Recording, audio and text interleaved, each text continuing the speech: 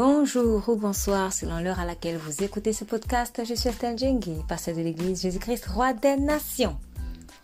Es-tu conscient des implications de la parole que Dieu a libérée sur ta vie? Dans le livre de Luc 14, du verset 38 au 32, nous lisons « Car lequel de vous, s'il veut bâtir une tour, ne s'assied d'abord pour calculer la dépense et voir s'il a de quoi la terminer, de peur qu'après avoir posé les fondements, il ne puisse l'achever et que tous ceux qui le verront ne se mettent à le railler en disant « Cet homme a commencé à bâtir et il n'a pu achever. » Ou quel roi, s'il va faire la guerre à un autre roi, ne s'assied d'abord pour examiner s'il peut, avec 10 000 hommes, marcher à la rencontre de celui qui vient l'attaquer avec 20 000. Devant une belle promesse que Dieu nous a faite, nous sommes toujours excités à l'idée de la voir s'accomplir. Cependant, la joie que beaucoup d'entre nous manifestent devant la parole qui a été libérée est souvent fausse. Tout simplement parce que ces personnes ne sont pas vraiment conscientes ni des enjeux de cette parole divine, ni de ce qu'elle implique réellement. Lorsque le parcours pour atteindre la terre promise est donc entamé, nous refusons d'affronter certaines montagnes qui pourtant faisaient partie intégrante du lot de la promesse. Malheureusement, certains abandonnent même la course avec Dieu. Si nous comprenons ou acceptons ce que cela implique, que d'accepter d'être sauvé par Jésus ou d'avoir été sauvé par Jésus, nous lui resterons fidèles. Si nous sommes conscients des implications des belles promesses qu'il nous a faites, nous demeurerons dans son amour, comme il a dit, demeurez dans mon amour. Je vous invite à écouter le message de ce culte dans son intégralité. N'hésitez pas à le partager et puisse l'Esprit de Dieu vous révéler les implications de la promesse qui vous a été faite. Vous êtes bénis. Jésus vous aime énormément. De Jean au chapitre 8.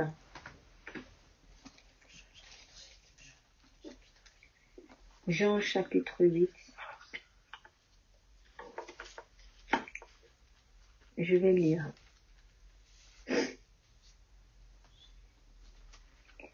Jésus leur parla de nouveau et dit : Je suis la lumière du monde. Celui qui me suit ne marchera pas dans les ténèbres, mais il aura la lumière de la vie. Là-dessus, les pharisiens lui dirent : Tu rends témoignage de toi-même. Ton témoignage n'est pas vrai. Jésus leur répondit : Quoique je rende témoignage de moi-même, mon témoignage est vrai, car je sais d'où je suis venu et où je vais.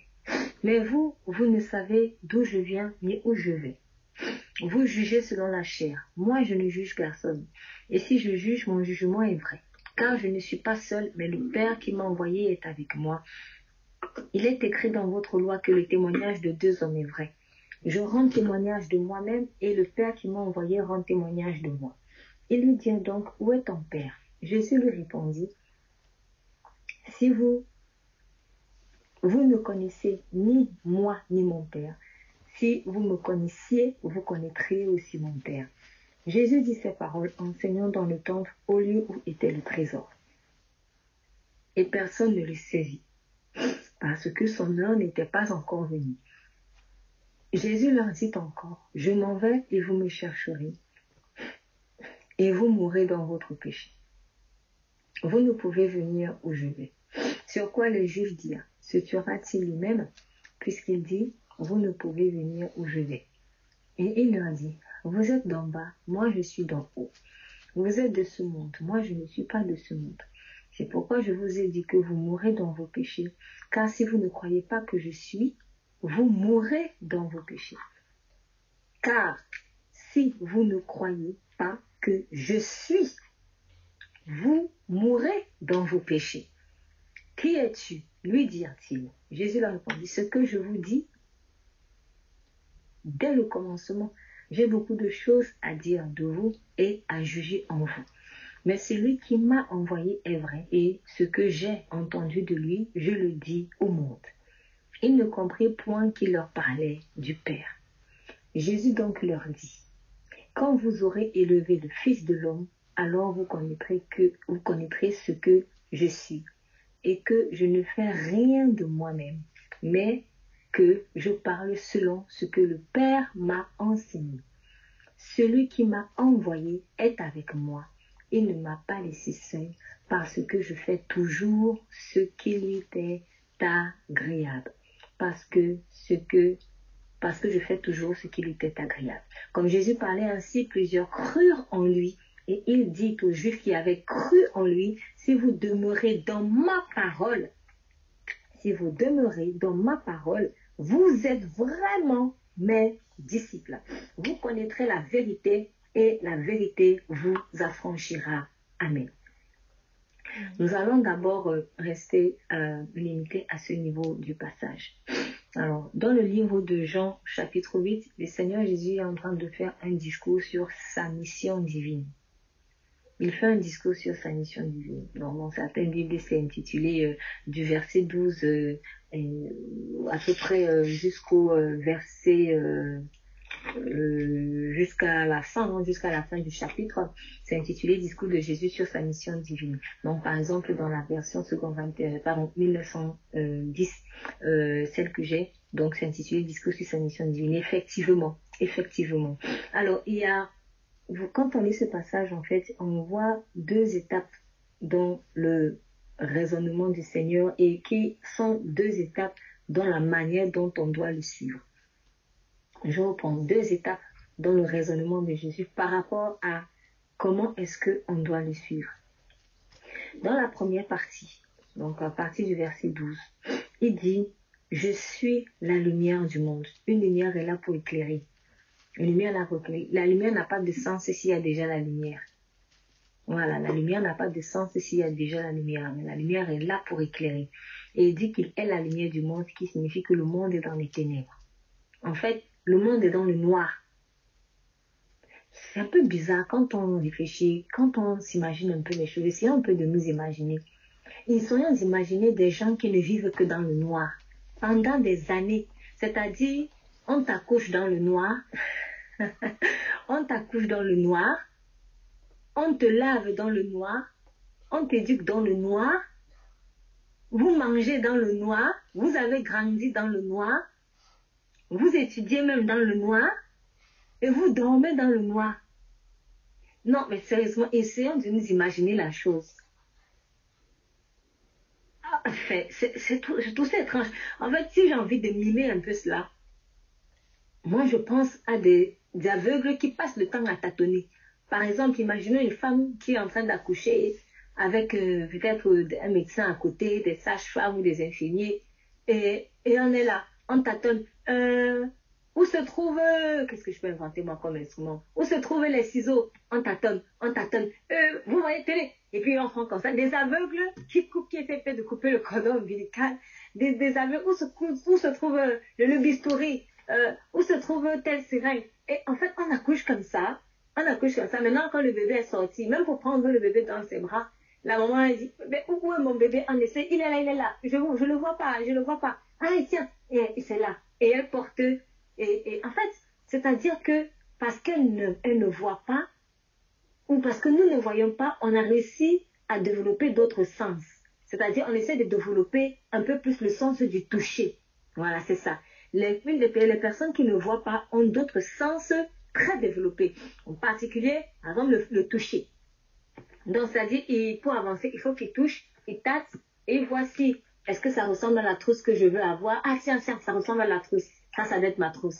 Et puis, il cherche la fermeture. Il se dit, ça doit être la fermeture. Il ouvre et puis il essaie de chercher, peut-être un stylo. Ah, tiens, ça doit être le stylo. Ça doit être le stylo. En fait, il ne voit pas, mais il développe en fait beaucoup le sens du toucher. Le sens du toucher est un sens qui est particulièrement développé chez les personnes en fait qui ne voient pas. Et c'est tout à fait normal. Et maintenant que j'y pense, puisque, en fait, dans le monde, c'est comme ça qu'on a grandi. Comme on ne voyait pas, parce qu'il n'y a pas de lumière, on a beaucoup développé le sens du toucher. Voilà, donc on a beaucoup développé le sens du toucher. C'est pour cela que pour nous, on est très attaché, quand on n'a pas la lumière de Jésus-Christ, on est très attaché aux choses qu'on touche, aux choses qu'on sent. Est-ce qu'on voit un peu la logique? Et franchement, c'est tellement logique. C'est vrai. C'est très logique. Voilà ce qui explique pourquoi nous ne croyons qu'en ce que nous voyons, nous sentons. Voilà, si je ne sens pas, alors là, c'est que c'est pas ça. Et pourtant, ça, c'est l'esprit de celui qui est aveugle. Je me rends compte que le diable, en fait, s'est pris trop la tête, en fait, des enfants de Dieu. Parce que quand tu es enfant de Dieu, en fait, ta chair, elle va te pousser à croire aux choses que tu as touchées, tu as senti. Mais en fait, le diable a trouvé un autre moyen de te rendre encore païen. C'est-à-dire que tu es censé avoir la nature divine, mais tu continues à fonctionner seulement que par le toucher. Je sens, si je ne sens pas que ce qu'on m'a dit là, ce que Dieu m'a dit est vrai, c'est que ce n'est pas vrai. Tu veux toucher, tu veux sentir, en fait c'est le physique. Mais ça c'est les sens qu'une personne aveugle va développer. Pour une personne aveugle, c'est tout à fait normal qu'elle soit attirée, qu'elle soit attirée surtout par ce qui est physique, ou alors qu'elle fonctionne, ou qu'elle essaye de prendre possession, ou de s'adapter à son environnement par le toucher, ou par le sentir en fait. C'est tout à fait normal. Et vous allez remarquer que même quand vous n'êtes pas encore en Christ, ben, l'Esprit de Dieu, il va beaucoup utiliser ça. Les sensations physiques. Pourquoi? Parce que tu es encore aveugle. C'est normal. Donc, l'aveugle a besoin de cette sensation physique-là pour pouvoir appréhender les choses. Mais ce n'est pas la nature normale de l'enfant de Dieu. Quand maintenant je vois, par exemple, là j'ai pris l'exemple d'une trousse, de cette trousse. Si je n'ai pas mes yeux, pour essayer de trouver ma trousse, je vais taper peut-être la table comme ça. Et tiens, je prends la trousse et je sens, je touche, je me dis, ah, ça doit être ma trousse. Maintenant, si j'ai mes yeux, mes deux yeux et que je vois bien, quand je cherche ma trousse, une fois que mon œil a détecté la trousse, je n'ai pas besoin encore de tâtonner, de faire comme ça sur la table et de toucher pour savoir que c'est la trousse. Quand j'ai vu, je dis, ça c'est la trousse. Si je n'ai pas mes yeux, si je suis aveugle, j'ai besoin de toucher cet objet pour savoir que ça c'est ma trousse. Mais si j'ai mes deux yeux, il me suffit de voir la trousse pour savoir que c'est la trousse. Et je peux prendre la trousse. Donc quand on est aveuglé, spirituellement parlant, nous on a besoin de toucher. Et en plus même, avant de toucher ça, ce qu'on cherche, on va tâtonner. On tâtonne. Est-ce que c'est là, est-ce que c'est là, est-ce que c'est là? Ah non, ça c'est pas une trousse, ça c'est un marqueur. Ah oui, tiens, tu tâtonnes pour enfin même toucher. Donc ça te prend même encore plus de temps. Et toujours dans ce tâtonnement-là, tu es en train de faire quoi? Tu es en train de chercher. Donc pour cela que quand on est aveuglé, on cherche beaucoup les choses physiques, les choses du monde. C'est ça. Alors que Dieu a dit, cherchez d'abord le royaume des cieux et le reste sera donné par le surcroît. Quand tu as tes deux yeux, tu n'as plus besoin de chercher longtemps cette trousse. Donc ça va plus vite. Tu détectes plus vite en fait les choses. C'est ça en fait la puissance de la lumière de Christ. Et il faut qu'on refuse cette nature-là de toucher pour croire. Toucher pour croire, voir pour croire, sentir pour croire. Oui, souvent même, surtout quand on vient au Seigneur, à un moment donné, quand on a l'impression qu'on n'a pas senti physiquement son onction, on a peur. Peut-être qu'on est à côté de la plaque. Oui, mais je ne sens pas ta présence, je ne sens pas. Mais en fait, ça c'est la vieille nature qui est habituée à sentir physiquement pour être sûr que Dieu est là. Mais Dieu, je n'ai pas besoin de le sentir physiquement, je n'ai pas besoin de sentir des frissons pour savoir qu'à l'heure-ci, il est là où il m'a exaucé. C'est ça l'effet de la lumière. Et, bien sûr, quand on est aveuglé, eh bien, on cherche un peu longtemps avant de trouver. Quand on a nos deux yeux, on cherche moins longtemps. On ne cherche même pas trop. On a déjà vu. On a vu et on a compris. C'est pour cela que le monde va au ralenti. Si on n'a plus l'électricité ici, là, dans ce pays, pendant 3 jours, vous allez voir comment le monde va aller, en tout cas le pays va aller un peu au ralenti. Donc l'absence de lumière équivaut à ralentissement, retard, absence de lumière. Moi, je ne sais pas comment on a fait pour s'en sortir.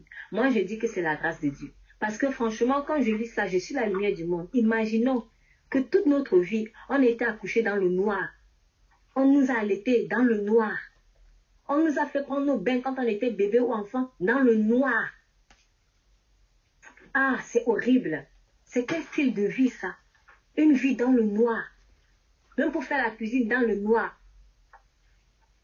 C'est compliqué. Et même si tu as des bougies, on ne fait pas facilement la cuisine avec des simples bougies comme on fait avec un phare ou une vraie ampoule en fait. C'est pas la même chose. Et on a évolué comme ça. Et on s'est habitué à ça. Et c'est devenu normal pour nous. Mais Christ dit aujourd'hui, non, je suis la lumière. Donc, on cesse de tâtonner là. On cesse de tâtonner. On ne perd pas de temps pour saisir ce qui est à nous. Pourquoi? Parce que je n'ai pas besoin de tâtonner ou de sentir que ça, c'est un stylo. Donc, quand je sens que ça, c'est un stylo, alors c'est un stylo. Non. En fait, avec Christ, comme j'ai vu que c'est un stylo, alors c'est un stylo. Comme j'ai vu que c'est un stylo, alors c'est un stylo. Et je n'ai pas besoin de sentir ça physiquement. Comme Dieu m'a dit, comme je sais que, par exemple, par la foi, tu sais que c'est la femme de ta vie, c'est l'homme de ta vie, tu le sais. Tu n'as pas besoin de sentir sa présence, de sentir ça. Je ne sais pas ce qu'on veut en fait. Mais en fait, on veut sentir, parce que ça nous rassure, le sentir. Le sentir manque souvent. On dira jamais assez. Le sentir manque souvent. Le sentir, c'est surtout dans l'aveuglement. C'est surtout dans l'aveuglement.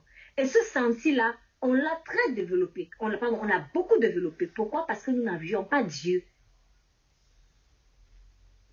On l'a beaucoup développé, de telle sorte qu'il est devenu trop fort. Ce senti, ce toucher. Et vraiment, quand je dis senti, toucher, je parle aussi de la vue charnelle. Parce que la vue charnelle, le fait de voir avant de croire, ça correspond au toucher avant de croire, en fait. Avant de saisir, de s'approprier de quelque chose. Non. Mais la vue, quand je dis maintenant tu vois, en fait, je parle de vue spirituelle. C'est-à-dire, quand je vois cette trousse, je sais que c'est la trousse et on s'arrête là. Ça, c'est la vue spirituelle. Tu vois les choses en esprit. Donc, oui, j'ai vu dans l'esprit, ça c'est ma femme, ça c'est mon mari. Et tu y crois. Mais tu n'as pas besoin de sentir ou d'attendre que, non, je vais attendre 10 milliards de confirmations. Dieu t'a déjà parlé. Et quelles que soient les circonstances, on n'a pas besoin de sentir. Et c'est comme ça qu'on loupe souvent des bénédictions, en fait. On loupe des bénédictions parce que, regardez, il y a même cette expression-là. Celle-là, je ne la sens pas. Je ne la sens pas. Alors que c'est peut-être une connexion que Dieu est en train de vouloir faire avec toi pour te bénir. Quelque chose pour laquelle tu pries.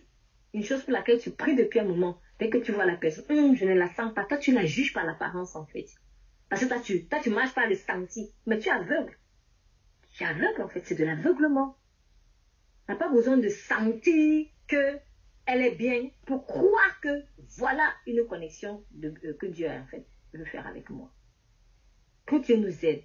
Que Dieu nous aide. Donc, marchez par le senti, par les choses physiques, les réalités physiques seulement. Je sens, je vois, les choses comme ça, je touche. C'est que, en fait, on ne marche pas par la lumière de Christ. La lumière de Christ nous facilite la tâche et nous fait gagner du temps. C'est aussi ce qui fait qu'on se retrouve malheureusement abusé. C'est dans des relations où on a peut-être abusé de notre confiance. Si j'avais vu depuis longtemps que peut-être telle personne avait des velléités de trahison, je serais moins surprise aujourd'hui. Maintenant que peut-être la personne m'a trahi.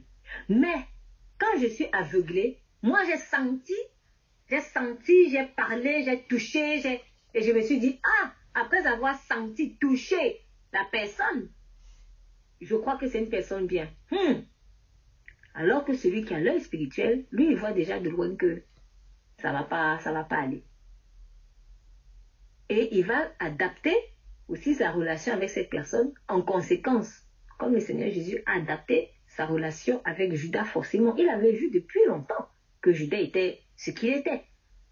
Mais peut-être les autres disciples, ils n'avaient pas vu. Pourquoi? Parce qu'on marchait avec le senti. Ah ouais, non, lui, ça va être quelqu'un de bien, il fait ci, fait ça. Oui. Mais, en réalité, c'est pas vraiment ça. Pourquoi? Parce que eux, ils tâtonnaient en fait. Ils ont touché Judas. Ah oui, quand je le touche, ça a l'air lisse. Quand je le touche, ça a l'air lisse. Mais, celui qui voit va dire, quand j'ai vu cela. Et du coup, il n'est pas surpris. Nous devons beaucoup invoquer la lumière, en fait, de Jésus-Christ. C'est très important. Moi, c'est une prière que je fais constamment. Fais-moi, Seigneur, marcher par ta lumière et ta vérité. Tu es la lumière du monde. Ce qui veut dire aussi que quand on entre quelque part, nous sommes des éclaireurs. Il faut que quand on entre, que les gens, en fait, qui sont aveugles puissent voir, qu'ils cessent de tâtonner, qu'ils cessent de perdre du temps pour trouver une petite trousse qui est à quelques centimètres d'eux. Jésus est la lumière du monde. Ce que le Seigneur nous aide à nous détacher des habitudes de tâtonnement. Je vais les appeler comme ça. C'est-à-dire, à force d'avoir été tellement habitué au toucher, Seigneur, s'il te plaît, quelles sont les zones de ma vie où je tâtonne parce que je cherche comme si j'étais encore aveugle, alors qu'en temps normal, je dois directement voir. Seigneur, aide-moi. Parce que je sais que le vieil homme peut avoir la peau dure. Il y a peut-être des zones de ma vie où je marche par la foi. Je vois avant de croire. Non, pardon. Je vais dire plutôt l'inverse. Je crois avant de voir. Donc peut-être que je m'en suis mêlé les pinceaux même tout à l'heure. Donc je répète, non. Dans la lumière de Christ, nous croyons d'abord et après nous voyons physiquement. Mais dans le monde, on cherche d'abord à voir physiquement avant de croire. Donc croire, c'est la vue dans l'esprit. Et voir, tout court là, c'est voir physiquement. Donc, comme nous avons été tellement habitués à toucher les choses, à palper les choses, parce que nous étions aveugles, du coup, on a développé un mécanisme de pensée qui est que je dois d'abord voir avant de croire que c'est vrai. Mais maintenant que tu as accepté Christ dans ta vie comme lumière du monde, tu dois faire les choses à l'envers. C'est même plutôt à l'endroit, parce qu'avant on était à l'envers, donc on se remet à l'endroit. Maintenant, on croit d'abord avant de voir physiquement. Comment tu sais que c'est vraiment Dieu qui t'a parlé? Je crois. Comment tu sais que ça va se passer? Parce que je l'ai vu. Tu as vu comment? J'ai cru. En fait, c'est comme ça qu'on a parlé maintenant. Mais comment tu es sûr que tu es sûr? Ah ben c'est parce que j'ai vu moi. Mais tu as vu où? Alors c'était comment? Mais j'ai vu dans l'esprit. Toi tu ne vois pas? Ben non, ben c'est normal. Tu es aveugle. Tu es aveugle. Demande à Dieu de te donner les yeux. Demande à Dieu de te donner les yeux de l'esprit. Les yeux de ce qui accouche les choses naturelles. C'est-à-dire ces réalités spirituelles. C'est ça aussi Jésus, lumière du monde. Et dit, celui qui me suit ne marchera pas dans les ténèbres. Pourquoi? Parce que nous sommes habitués à tâtonner. Moi, franchement, chaque fois que j'y repense, je me dis, mais comment en fait on a fait pour s'en sortir, Seigneur? Et comment les gens font pour s'en sortir? On étudie dans le noir. Moi, je me souviens, cette période en fait où quand on avait souvent des examens dans certains pays d'Afrique, on le vit encore, et il y a pas mal de délestage. Donc souvent on étudiait nos leçons sous la lampe ou sous la bougie. Je vous assure, c'est Dieu, et ça fait mal aux yeux en plus. À la longue, ça donne des mots d'yeux. Et c'est pas facile. C'est pas facile de préparer des examens en fait quand il n'y a plus d'électricité pendant des jours. C'est pas facile de faire la cuisine quand il n'y a pas d'électricité. De la faire que à la lumière du feu de bois ou je sais pas. C'est pas facile. Et en plus, ces petites lumières-là, à un moment donné, ça pique dans les yeux. Et c'est pour ça qu'à un certain âge, dans ces pays, dans ces contrées-là, les gens ont beaucoup de problèmes d'yeux. Et je me dis, mais Seigneur, on a étudié dans le noir. Le monde est en train d'entreprendre des études dans le noir. Et vous m'étonnez que maintenant, dans nos écoles, on est en train de vouloir, et université et tout ça, on est en train de nous apprendre des choses pourries, qui sont de plus en plus pourries. On te fait faire je sais pas moi, des mémoires ou des tests sur est-ce que c'est normal de dire que je suis homme ou c'est normal de dire que je suis femme. Pour faire croire aux gens que tu as le droit de choisir ton sexe. Les gens maintenant font des tests, des mémoires dessus. Et je me dis, mais quelle intelligence. Enfin, moi je le dis comme ça, mais aux yeux de Dieu, c'est une intelligence qui est gâchée. Mais c'est normal parce qu'on étudie dans le noir, on est dans les ténèbres en fait.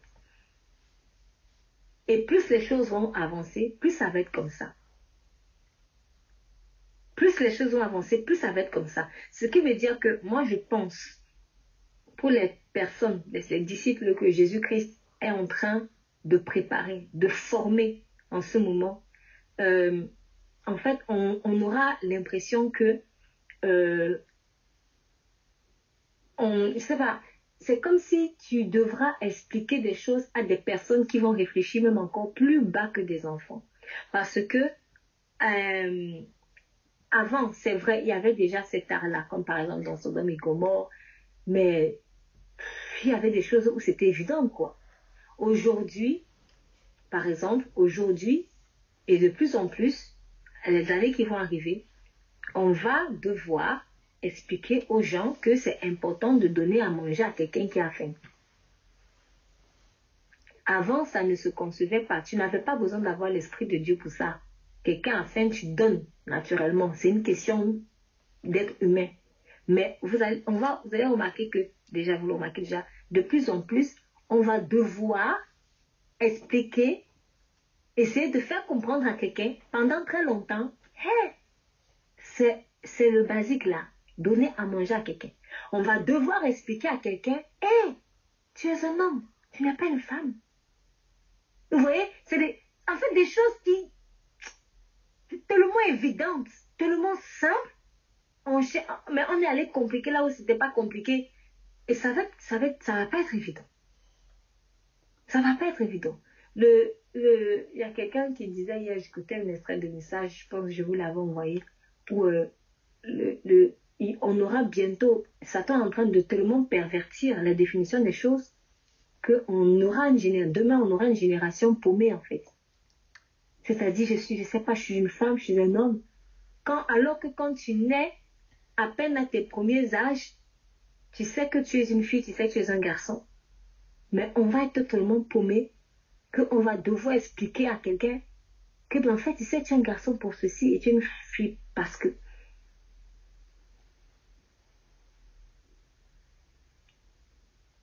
Les ténèbres sont en train de s'intensifier.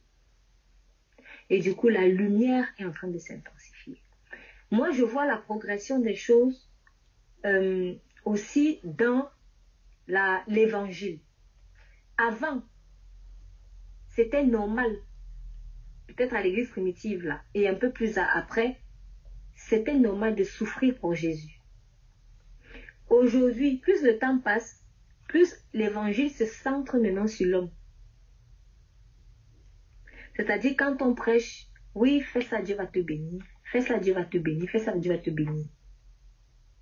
Avant, ce n'était pas comme ça.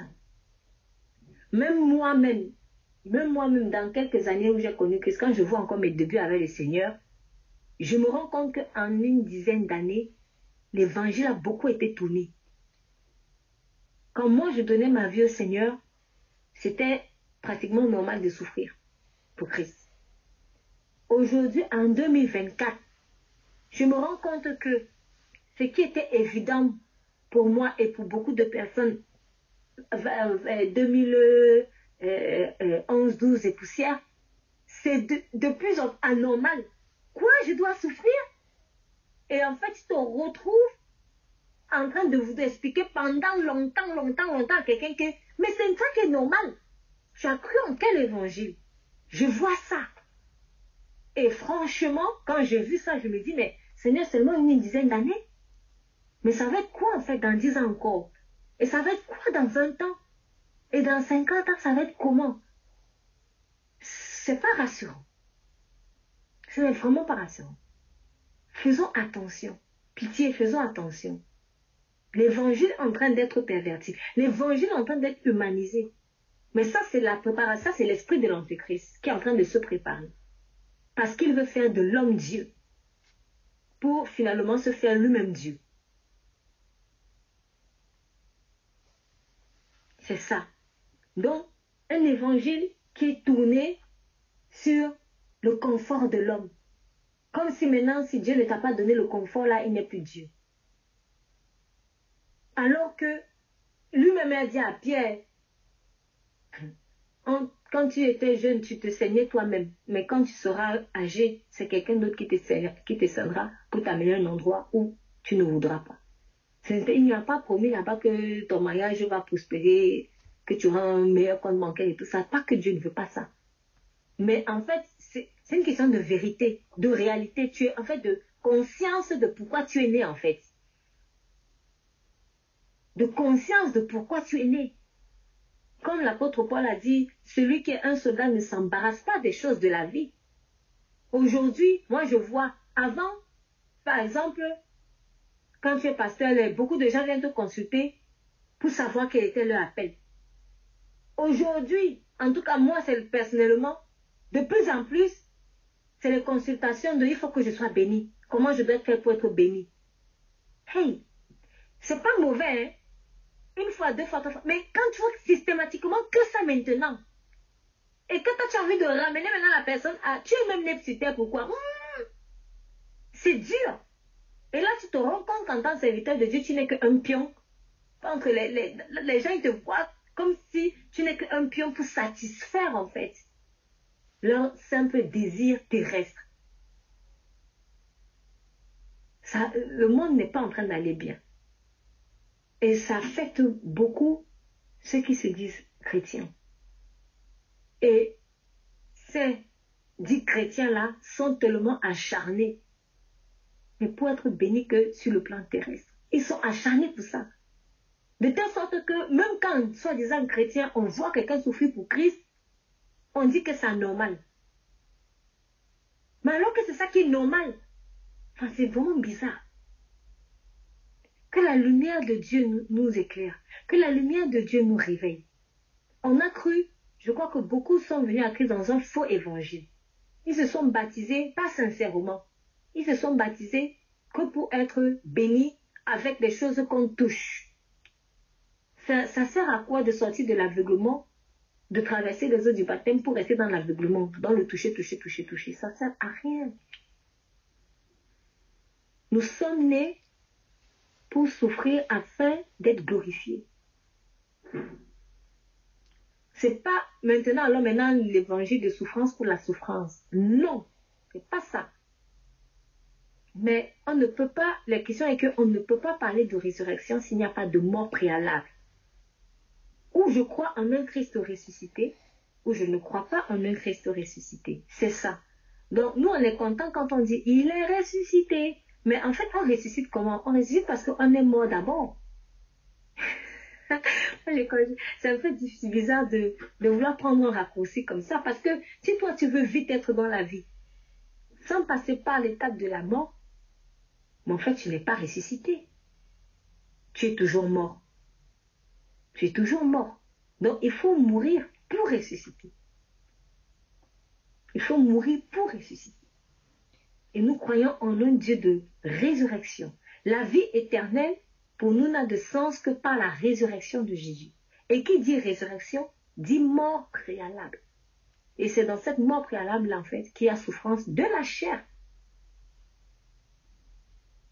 J'ai bien aimé cette réflexion, en fait, d'un serviteur de Dieu qui disait, eh bien, quand on a envoyé les trois amis de Daniel dans la fournaise, avant de les jeter dans la fournaise, on les avait attachés. On voit bien l'histoire, n'est-ce pas? On les avait liés, on les avait attachés et on les a jetés dans la fournaise. Et peu de temps après, le roi Nebuchadnezzar réalise que, mais à l'intérieur, ils ne sont que 3, ils sont 4. Et ils n'ont plus de cordes. Et là, Et là, qu'est-ce qu'on constate? C'est dans la fournaise que nos cordes vont être détachées. Seigneur, je me sens lié. Seigneur, je n'avance pas. Seigneur, va dans la fournaise. Va dans la fournaise ardente. C'est là-bas que tes cordes vont se détacher. Du coup, c'est une bonne nouvelle. Du coup, je suis en train de me dire, Seigneur, dans ce par quoi je passe là, mais c'est pour briser des chaînes. C'est pour briser des chaînes. Et quand tu vas sortir de cette fournaise, non seulement tu n'auras plus de cordes, mais toi-même tu es embrasé en fait. Toi-même tu es embrasé. C'est-à-dire que quand on voit ton visage, on voit le feu. On voit le feu. Et là, tu seras à l'image de Jésus-Christ. Parce que on dit que ses yeux sont des flammes de feu. Jésus veut qu'on lui ressemble. Jésus veut que moi je lui ressemble. Il veut me communiquer ce feu-là. Et pour ça, il faut que j'aille le retrouver dans la fournaise. C'est vrai, la fournaise là ne va pas venir de façon jolie. Ça va venir peut-être par des accusations injustes. Ça va venir par une persécution du diable. Mais toujours est-il que le diable est en train de faire un jeu qui se retourne toujours contre lui. C'est comme ça. Et c'est dans cette fournaise-là où on a mal que les cordes vont se détacher. Gardons cette image. Gardons cette image. C'est dans la fournaise que tes cordes vont se détacher. Ce qui veut dire que si des gens se moquent de toi par rapport à une situation en apparence honteuse dans laquelle tu te trouves. Oh, regardez-moi celui-là. Il a fait ci, il a fait ci, il a fait ça. Maintenant, c'est bien, il est puni. Et on te jette dans la fournaise parce que tu n'as pas voulu lécher les pieds de Nebuchadnezzar. Parce que tu n'as pas voulu adorer autre chose ou une autre personne que le vrai Dieu. En fait, ça montre que, certes, tu as été persécuté par ton intégrité, à cause de ton intégrité, mais il y a encore quand même quelques chaînes qui restent. Peut-être des chaînes inconscientes. Et quand tu vas donc maintenant dans la fournaise, au lieu que la fournaise te consume toi, la fournaise ne consume que ses propres chaînes. Quand on te jette dans un trou de la mort, quand tu es en Christ, la mort ne va manger que ce qui lui appartient. Parce que les chaînes que tu as, les chaînes dans ton âme que tu as, en fait, ça appartient à la mort. Quand tu as vraiment donné ta vie à Christ, tu vis éternellement. Mais il y a encore des chaînes qui doivent être brisées. Certaines chaînes doivent être brisées. Ça peut être des chaînes inconscientes. Ce qui se passe donc, c'est que quand Nebuchadnezzar te jette dans sa fournaise à lui, le feu de Nebuchadnezzar va essayer de fouler qu'est-ce qui peut brûler en toi.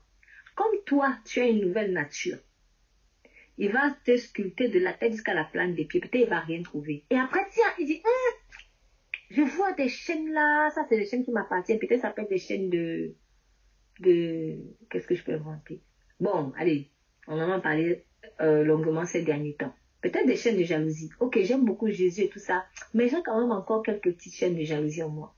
Du coup, quand la fournaise ardente va essayer de te consumer, elle va te consumer de la tête jusqu'à la plante des pieds, elle va essayer et elle ne voit rien.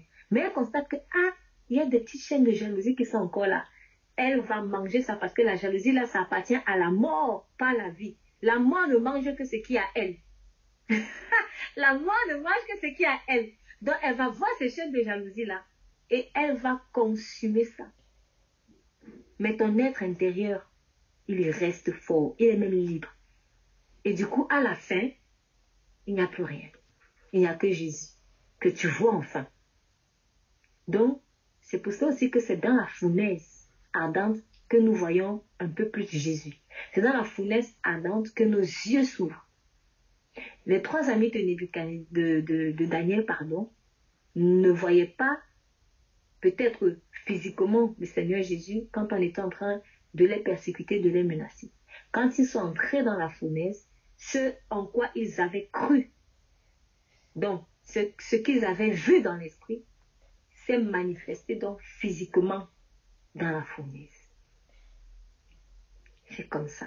Donc la fournaise me permet de voir physiquement ce que soit je ne voyais pas dans l'esprit avant, soit je voyais dans l'esprit avant. Parce que l'avantage de la fournaise, c'est qu'elle ouvre les yeux de tous. Elle ouvre les yeux des aveugles et elle ouvre aussi les yeux de ceux qui voient déjà, mais un peu plus encore. Par exemple, Nebuchadnezzar, vis-à-vis de Dieu et par rapport aux 3 amis de Daniel, lui, il était complètement aveuglé. Cependant, quand on a jeté les 3 amis de Daniel dans la fournaise, c'est comme si les yeux de Nebuchadnezzar se sont ouverts et il a vu ces 3 amis-là avec le Seigneur Jésus-Christ qu'il a qualifié comme, je vois comme un fils de Dieu.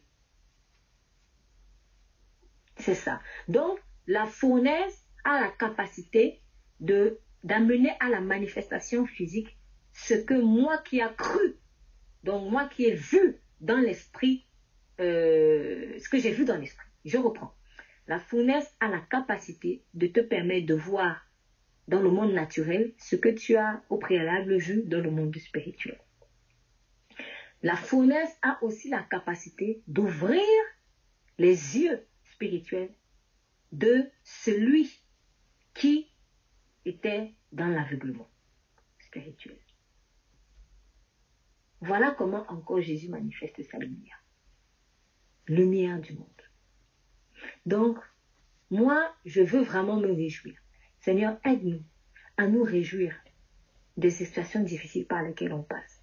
Parce que c'est là où déjà on va se remettre dans le processus normal.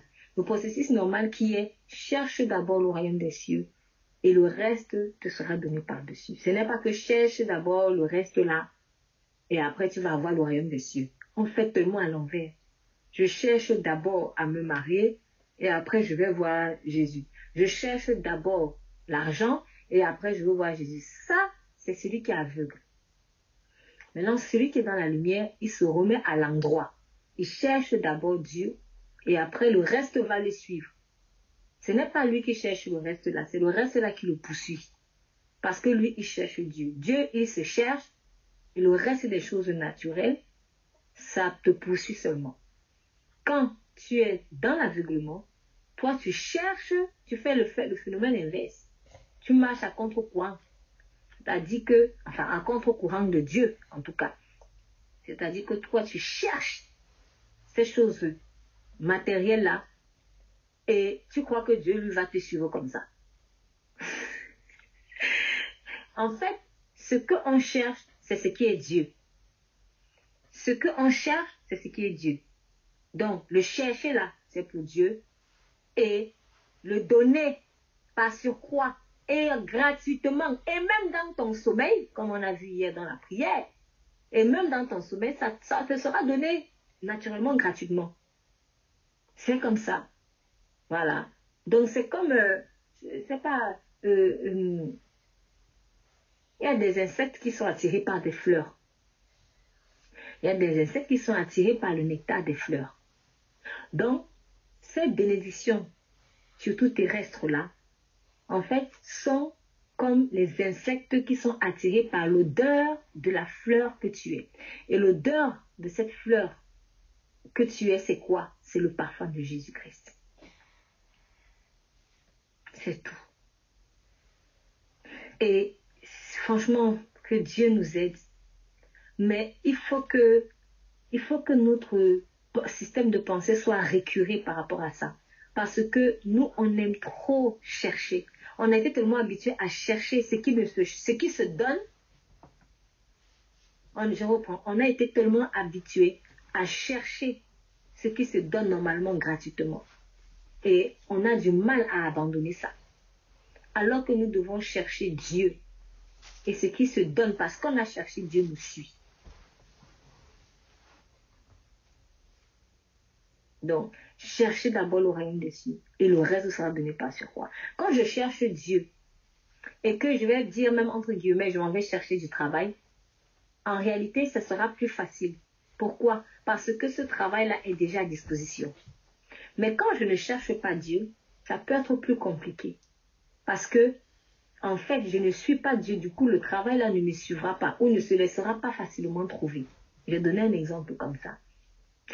Peut-être certains, ils vont se dire qu'ils ont trouvé du travail, mais j'ai envie de poser cette question. C'est quel travail? Est-ce que c'est le travail de ta destinée? Parce que quand tu n'as pas cherché et trouvé Dieu, en réalité, comment tu vas vivre le travail de ta destinée? Tu ne sais même pas à quoi tu es destiné. Tu ne sais même pas à quoi tu es destiné. Donc oui, c'est un travail, mais c'est surtout un travail nourricier. Ça nourrit seulement ton ventre et rien de plus. Mais tu restes enfermé dans la peur de la mort. C'est pour cela qu'il y a de plus en plus beaucoup de désirs de reconversion professionnelle, parce que les gens cherchent un sens à leur vie. Ils cherchent un sens à leur vie. Mais c'est seulement qu'ils ne se rendent pas compte pour beaucoup que ce sens à leur vie-là, c'est Jésus-Christ. Donc, je suis la lumière du monde. Jésus est la lumière du monde. Et celui qui le suit ne marchera pas dans les ténèbres. Il aura la lumière de la vie. Et les pharisiens dont lui ont dit, oui, tu rends témoignage de toi-même, etc. Pourquoi? Parce que, je l'avais déjà dit à plusieurs reprises, la nuance entre fils de l'homme et fils de Dieu. Les pharisiens n'ont pas vu Jésus comme fils de Dieu. Ils l'ont vu simplement comme un fils d'homme, un simple humain. C'est comme ça. C'est pour cela qu'ils disent que tu rends témoignage de toi-même. Ton témoignage n'est pas vrai. Toi, un homme, tu te témoignes de toi-même en fait. En gros, tu te vantes. Vous voyez? Aveuglement, système à l'envers. Eux, ils disent que Jésus se vante. Donc, pour Jésus, lui, il est en train de dire qui il est en réalité.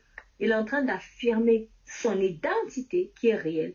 Mais, quand ça rentre dans une intelligence enténébrée, c'est fichier vantardise. Alors que ce sont eux qui se vantaient. Hein. Ce sont eux qui se vantaient de savoir connaître beaucoup Dieu. Ce sont eux qui se vantaient, par exemple, d'être de la postérité d'Abraham. Parce que quand on lit au verset 33, après que Jésus dit, vous connaîtrez la vérité vous rendra libre.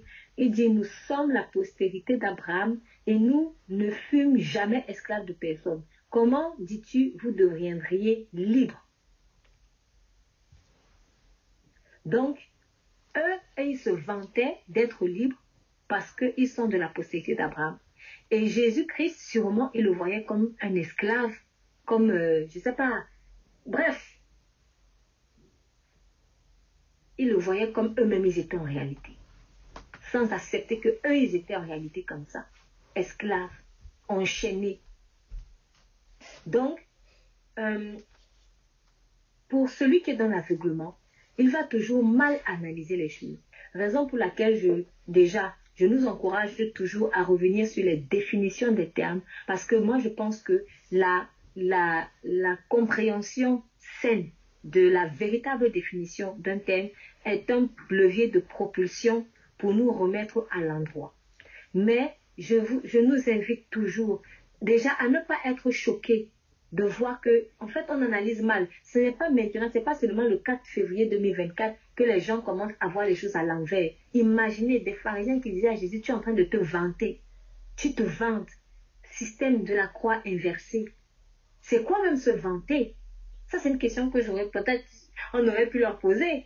C'est quoi se vanter au fait, monsieur le pharisien? C'est quoi se vanter? C'est quoi la vantardise? Mon peuple périt faute de connaissance. Mon peuple périt faute de connaissance. Je peux me vanter sans savoir que je me vante. Parce que je ne sais même pas ce que c'est que se vanter. En fait. Je ne sais pas.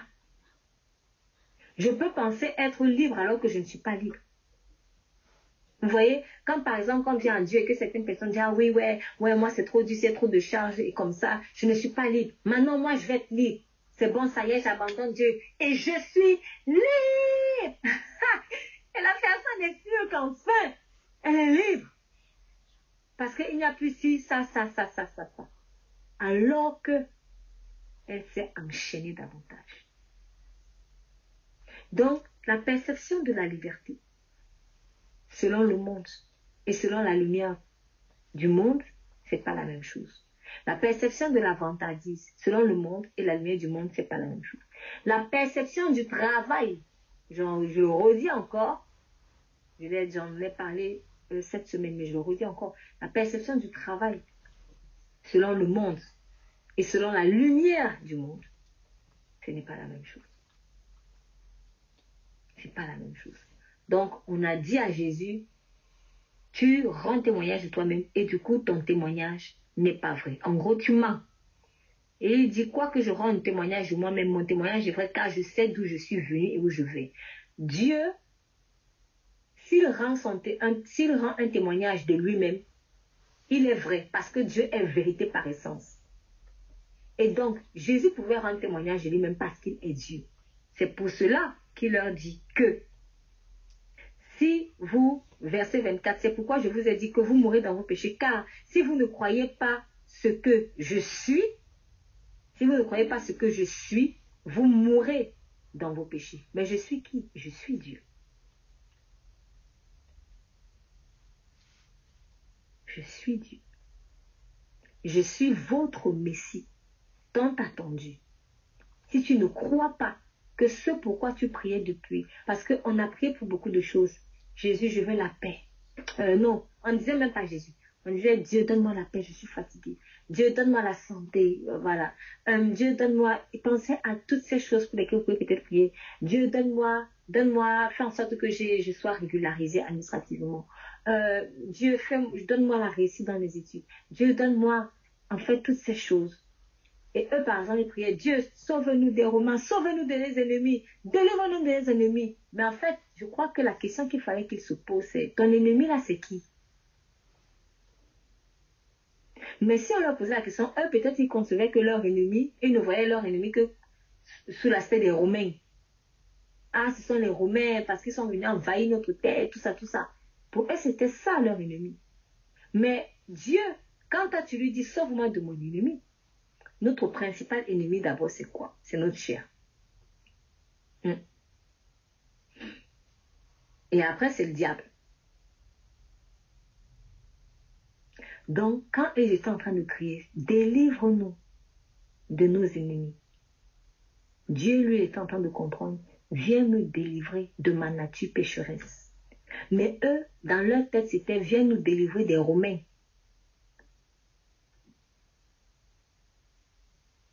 C'est pour cela que je crois que quand nous prions, en fait, l'étude de la parole est importante. Pourquoi? Parce que, en fait, l'étude de la parole va te permettre de mieux comprendre tes sujets de prière. L'étude de ta parole va te permettre de mieux comprendre les sujets de prière. Si par exemple Dieu te dit, cette maison où tu vis, comme on a déjà eu entendu aussi parmi nous, cette maison que je te donne, cette maison que je t'ai donnée, je vais en faire une lumière dans cette ville. Toi, tu comprends ça comment? Ce sont des questions que Fosson se pose. Tu comprends ça comment? Je comprends ça comment? Si Dieu me dit, la maison qu'il m'a donnée là, ils vont faire une lumière. Et pour beaucoup, peut-être que, ah oui, cette maison, il faut que maintenant je vais bien l'orner, ou alors je vais... bref, on va réfléchir sur des choses terrestres. Et on va dire, ouais, Seigneur. Donc peut-être que dans ma maison, qu'est-ce que je peux m'imaginer? Elle va me rapporter beaucoup d'argent. Tiens, elle va me rapporter beaucoup d'argent. Parce que ma lumière, c'est l'argent. Parce que dans ma tête, ma lumière, c'est l'argent. Ou l'argent est ma lumière. Quand maintenant, tu vois que Dieu te dit, accueille les gens, accueille telle personne, accueille ceci. En fait, tu te rends compte que Dieu fait de ta maison un lieu de rassemblement pour sa famille spirituelle. Et à un moment donné, tu te dis, mais ça, c'était pas mon plan. Mais c'est ça la lumière. C'était ça la lumière. En fait, on n'est pas différent des contemporains du Seigneur Jésus. Parce que quand Dieu a dit, je viens vous sauver de vos ennemis, ils ont dit, ouais! J'étais sûr que Dieu va terrasser les Romains là. Mais en fait, l'ennemi là, c'était la chair. Et c'était Satan qui avait réussi à mettre des crochets dans le cœur des gens. Ces crochets dans le cœur des gens. Donc quand Dieu dit, par exemple, il va faire de ta maison une lumière, ne crois pas que ce n'est pas des choses que toi tu vas seulement gagner, qui sont encore terrestres. Et il ne peut pas faire de cette maison une lumière si elle ne lui appartient pas. Souvent aussi, quand Dieu nous fait des promesses, il faut qu'on arrive à accepter ou à comprendre les implications de cette promesse. Par exemple, si Dieu dit, je je vais faire de toi, imaginons qu'il avait parlé à Esther. Imaginons qu'il avait averti à Esther tout ce qui allait arriver. Il avait dit que Esther, bon, elle n'était pas encore aînée, elle était peut-être à Dassa. Esther, je vais faire de toi vraiment la sauveuse de mon peuple. Je vais faire de toi celle qui va sauver tout mon peuple et je vais vraiment t'élever. Voilà, je vais t'élever. Ou non, on ne dit même pas sauver. Je vais faire de toi l'étoile de mon peuple. Tiens, imaginons un truc comme ça. Tu es vraiment l'étoile de mon peuple. Et moi, peut-être à la place d'Esther, je vais dire ouais. Et en fait, c'est toi, tu vas te dire ouais, je vais briller. Oui, c'est vrai. Tu vas briller. Mais maintenant, quelle est l'implication de l'étoile dans étoile en fait du peuple? L'étoile brille à quel moment? En journée ou dans la nuit?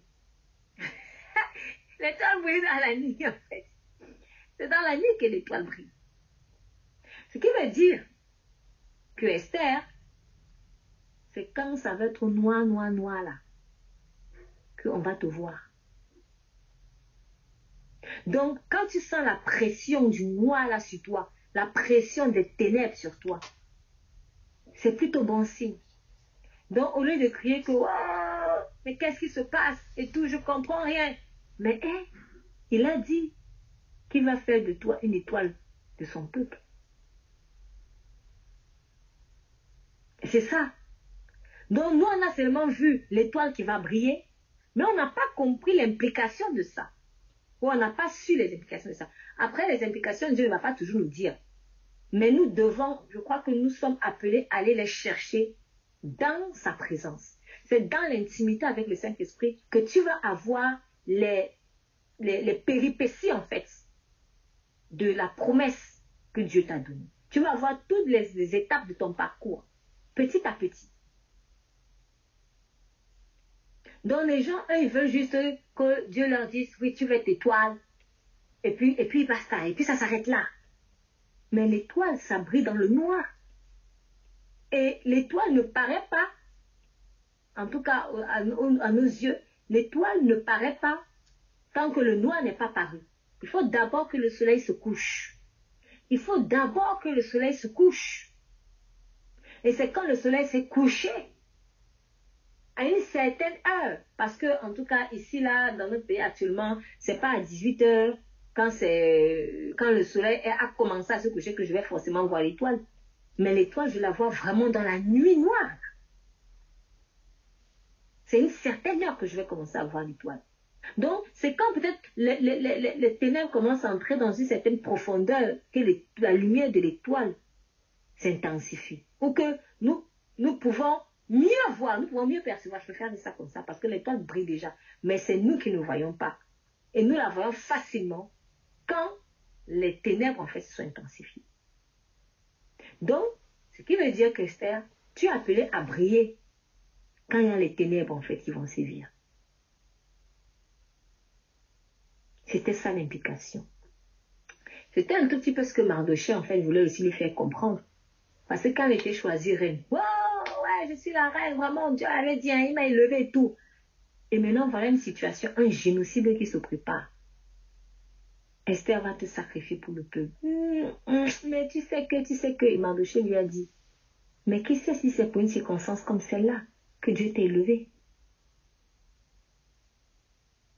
Tu as eu le titre de reine. Maintenant, manifeste l'implication de ce titre-là. Parce que ce n'est pas une personne lambda du peuple qui peut aller demander audience à Assyrus comme ça. C'est toi qui as plus de possibilités d'aller voir Assyrus en fait. C'est pas une personne lambda. Même moi, Mardochée, je ne peux pas aller voir le roi comme ça. C'est toi qui dois aller le voir. Cette position-là, tu crois que Dieu te l'a donnée gratuite? Là, je dis en fait, Dieu ne nous bénit pas matériellement, gratuitement. Enfin, quand je dis gratuitement, c'est pas qu'il le fait gratuitement, mais il ne le fait pas pour rien, de chez pour rien. En fait, c'est pour être une source de bénédiction. Sinon, pourquoi elle est devenue reine? Ça sert à quoi? Pourquoi est-ce qu'il a planté ce figuier-là dans sa vie? Pourquoi est-ce que Esther s'était plantée reine dans ce royaume? Pour rien? Juste pour que tu aies des servantes qui viennent te faire les pieds, la manicure, la pédicure et la coiffure. Et venir commander les gens. Ben non, c'est du gaspillage ça. Il y a un but derrière. Maintenant, manifeste ton titre de reine. Et la reine, elle est comme une mère pour les nations. Or, on sait qu'une mère est prête à se sacrifier pour que son enfant vive. C'est ça. Lumière du monde. Non, lumière du monde où, quand par exemple Dieu te fait une promesse dans la lumière, une promesse de lumière, il est important que nous puissions saisir l'implication ou les implications en fait, de cette promesse. C'est très important. Parce que si nous ne saisissons pas les implications de cette promesse, déjà si nous ne comprenons pas bien les termes que Dieu a employés, en plus, on ne le cherche pas, donc on ne comprend même pas les implications de ça, nous en fait, on va lâcher Dieu. On va l'abandonner. On va l'abandonner. Si Dieu dit, je vais te donner un bon mari, ça ne veut pas dire qu'il va être bon au moment où tu vas le rencontrer.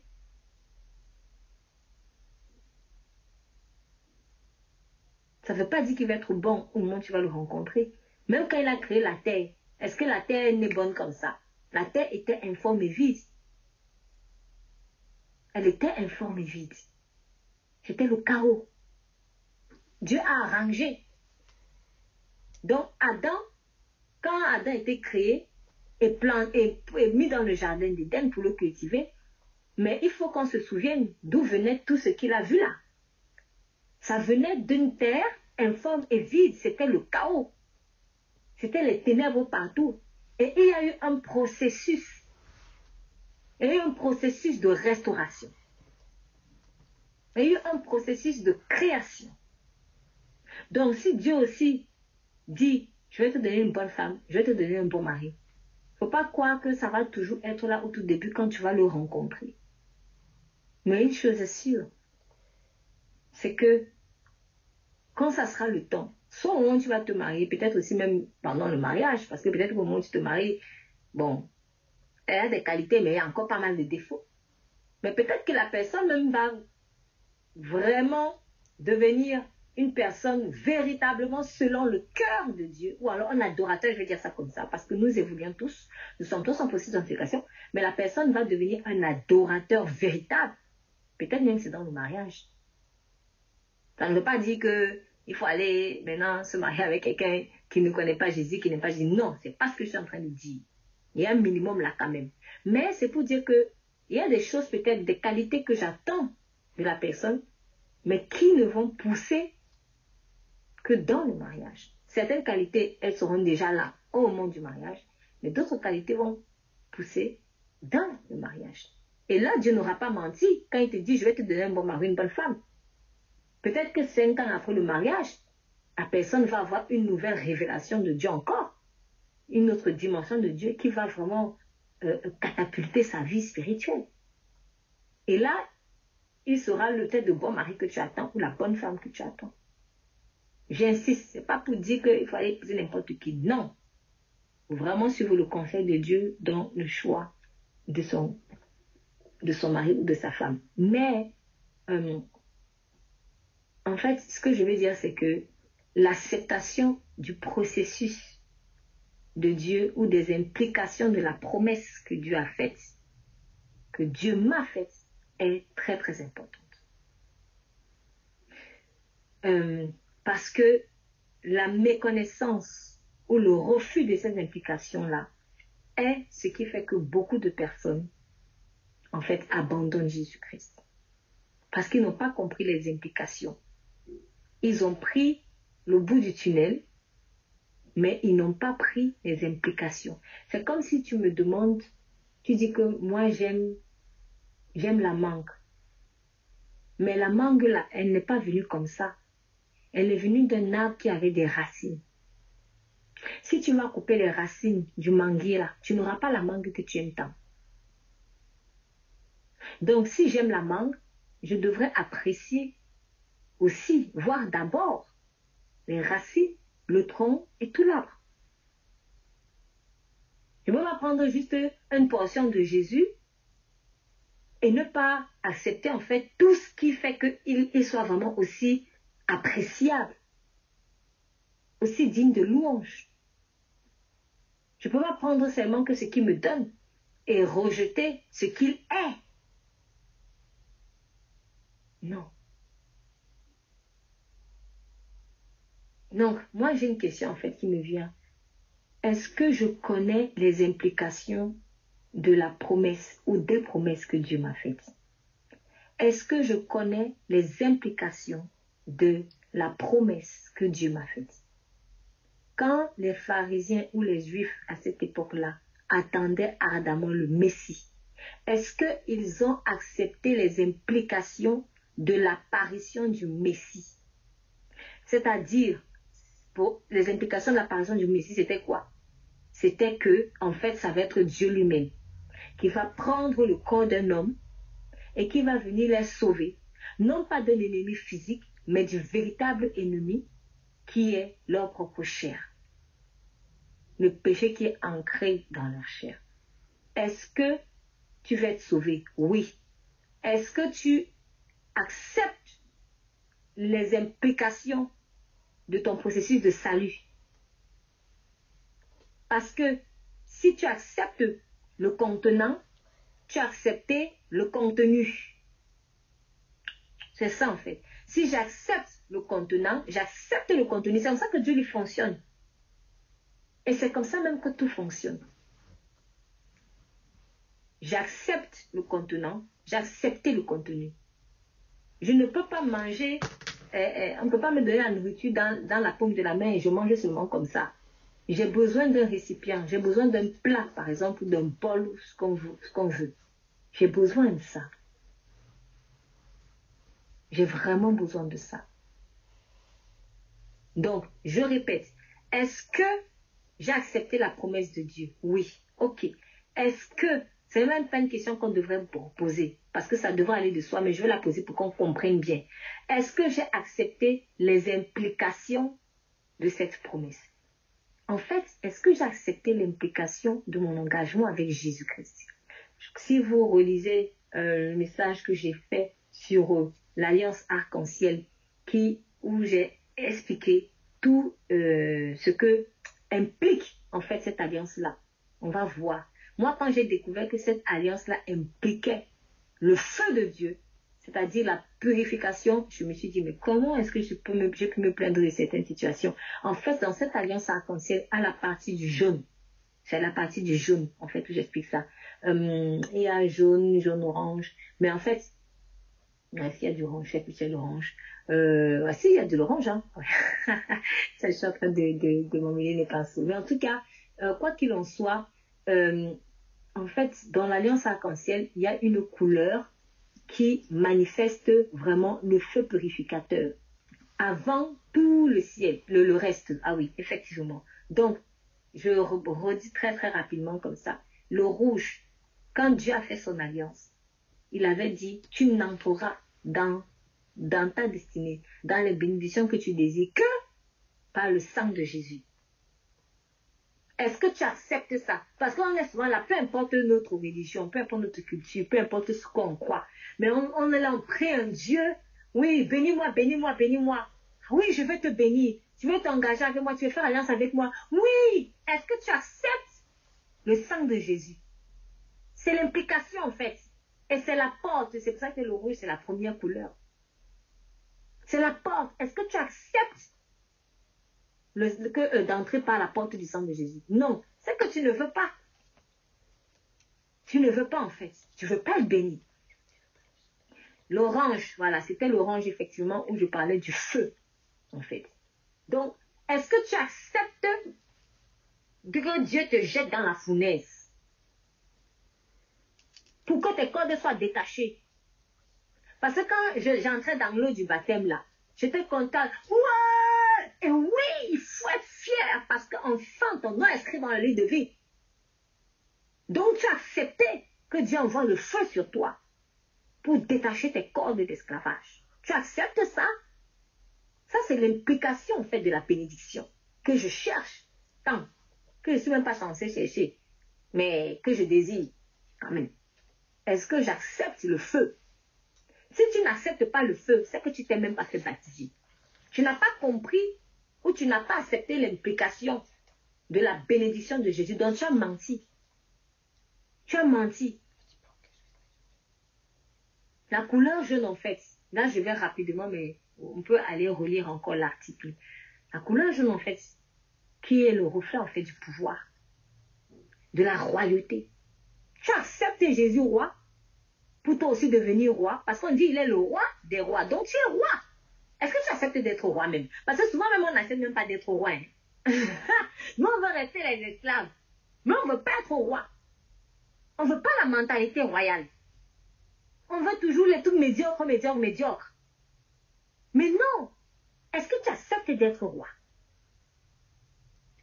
Avec ce que cela implique, parce qu'un roi, c'est un responsable. Hein? Un roi, il a des honneurs qui sont attachés à sa royauté. Un roi a une grande position. Donc du coup, je prêche à moi-même aussi. Quand en fait le Seigneur nous encourage à ne pas voir les choses petit, petit, petit, petit. En fait, c'est ça l'esprit du roi. Le roi, lui, ne fait pas les choses petit, petit, petit, en fait. Vous voyez, on a tellement été brimé par la petitesse, médiocrité. Tu n'as pas droit à ceci, tu n'as pas droit à cela. Et du coup, on n'est pas habitué, en fait, à réfléchir comme un roi. Mais un roi voit grand. Parce qu'il est grand. Il est grand, un roi. Est-ce que tu acceptes d'être roi? Avec ce que cela implique. Parce que Esther était reine. Et ça impliquait quoi? Qu'elle était prête à se sacrifier pour son peuple. Donc, est-ce que tu es prête à te sacrifier, en fait, pour les affaires de Dieu? C'est ça un roi. Un roi, on dit que le trône du roi est affermi par la justice. Est-ce que tu acceptes la justice de Dieu? Le trône de Dieu est affermi par la justice et en face de lui sont l'équité et la vérité. Il est écrit dans le livre de Psaume. Est-ce que tu acceptes d'avoir constamment devant ta face la vérité? Parce que c'est ça qui vient de la base de ta royauté, en fait. Implication encore de l'alliance avec le Seigneur. La couleur verte, qui est la couleur de la résurrection. Est-ce que tu acceptes la résurrection? Tu acceptes de revenir à la vie? Seigneur, aide-nous à revenir à la vie. Et quand je dis donc revenir à la vie, je l'ai déjà dit tantôt, mais en fait, ça implique qu'on doit mourir. On doit mourir. Et on doit accepter aussi de laisser renaître ces choses qui sont mortes. Donc, quand le Seigneur veut faire ressusciter certains rêves, par exemple, des choses qu'on a voulu faire et on a eu mal parce qu'on a échoué, parce que c'était dur, et ça nous fait mal de repasser par là. Et Dieu nous dit, non, mon enfant, tu dois ressusciter, tu ne peux pas rester. Tu ne peux pas rester dans l'échec. Tu ne peux pas rester à terre. C'est vrai, ça fait mal. Tu as peut-être essayé pendant longtemps. Un truc basique, hein. Peut-être j'ai essayé ce permis pendant, je ne sais pas combien d'années. Et je ne l'ai pas eu. Et là, j'ai eu mal. J'ai dit non, je ne recommence plus. Et là, Dieu te dit, recommence. Recommence. Recommence. Parce que je me suis engagée à te faire ressusciter. Toi, avec tout ce qui est attaché à toi. C'est ça le vert. La couleur de la résurrection. La couleur de l'espoir. Est-ce que tu acceptes d'être un espoir au milieu de ceux qui ont perdu espoir? Tu acceptes? C'est ça l'implication de la bénédiction que tu désires tant. Le bleu, une couleur de domination. Est-ce que tu acceptes de dominer? Ou plutôt tu veux être dominé? Sachant que ce n'est pas sur l'homme qu'on domine, mais on domine sur quoi? Le péché. Toi, domine sur lui. Le péché se couche à ta porte, toi, domine sur lui. Est-ce que tu domines sur le péché? Ou alors, est-ce que tu acceptes que je te donne les capacités de dominer sur le péché? Ou tu veux te laisser gagner plutôt par le péché? Parce que Dieu m'a créé pour dominer. Pour dominer sur le reste de sa création. Pas sur l'homme. mais sur le reste de sa création. Est-ce que tu acceptes? Couleur indigo, qui pour moi en tout cas renvoie à « je rendrai ton nom grand ». C'est la notoriété. Est-ce que tu acceptes que je rende ton nom grand? Est-ce que tu acceptes que je rende ton nom grand? Un jour, Dieu m'avait envoyé dans un groupe de prière. Et il m'avait dit qu'il allait m'utiliser en fait pour faire rayonner sa gloire dans ce groupe de prière qui avait beaucoup de difficultés. Et ça s'est fait. Et il m'avait dit, on entendra parler de ce groupe de prière. On entendra parler. Dans l'église en tout cas. Et effectivement, il s'est passé des choses qui ont fait qu'on entende parler de ce groupe de prière. Et au début, ce n'était pas des choses jolies. C'était vraiment pas joli. C'était un trop honteux. Il y a eu des scandales. Et là, j'avais crié à Dieu, mais Seigneur, tu m'as envoyé où? Comme ça, Seigneur, franchement, je m'investis et tout. Et voilà. J'avais crié au Seigneur et le Saint-Esprit me dit ceci. Non, voilà. Et j'avais dit au Seigneur, mais pourtant, Seigneur, tu m'avais promis qu'on entendra parler de ce groupe de prière. Et moi, j'avais dit aux autres, hey, vous savez, ouais, on est peut-être dans la situation dans laquelle on est, mais voilà, Dieu va élever son nom, Dieu va faire cela, et les gens étaient là, ouais. Et là, quand il y a eu des difficultés, j'ai dit, j'avais rappelé aux personnes, non, pardon, c'est plutôt le Saint-Esprit qui me rappelle, il me dit ceci, il me dit que j'ai dit qu'on entendra parler de ce groupe de prière. Mais je ne t'ai pas dit comment on va entendre parler de ce groupe de prière. Et en fait, le comment là, c'est que ça allait passer par une situation qui n'allait pas être jolie. Et je me suis rendu compte que oui, je n'avais pas tout saisi. C'est vrai, oui, Dieu voulait qu'on en entende parler en bien. Et oui, on en a entendu parler en bien, finalement. Cependant, c'est quand même passé par des scandales.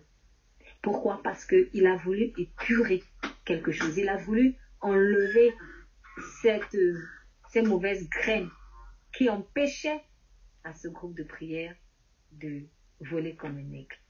C'était ça. Mais je n'oublierai jamais au moment où il me l'a dit. Il m'a dit, je t'ai dit qu'on entendra parler de ce groupe de prière, mais je ne t'ai pas dit comment. Et là, je me suis dit, ah tiens, dans le fait qu'il y ait un scandale comme ça et que le nom de ce groupe de prière soit sali, en fait, ça faisait partie du processus de Dieu. Ce n'était pas que Dieu voulait qu'on entende parler mal, mais quand les comportements ou les cœurs ne sont pas vraiment entiers à lui, il va nettoyer. Et quand il nettoie, c'est pas toujours joli. Mais ça a fait qu'on a entendu un peu plus parler de ce groupe de prière. Et maintenant, le challenge, c'était que les personnes dans le groupe de prière puissent vraiment se donner véritablement au Seigneur Jésus-Christ. Et ça s'est fait là, il n'y avait plus le choix. C'était ou ça ou tu meurs, entre guillemets. Mais le bon choix avait été fait. Et finalement, en fait, les gens se sont remis sur les rails. Et on a pu entendre parler vraiment de ce groupe de prière en bien, parce qu'on a vu comment est-ce que le Seigneur avait transformé les cœurs. Voilà. Donc, ce qui veut dire qu'en fait, oui, il va rendre ton nom grand. Il va rendre ton nom grand. Mais parfois, ça ne va pas être à la manière que tu crois. Ça ne va pas toujours être à la manière que tu crois.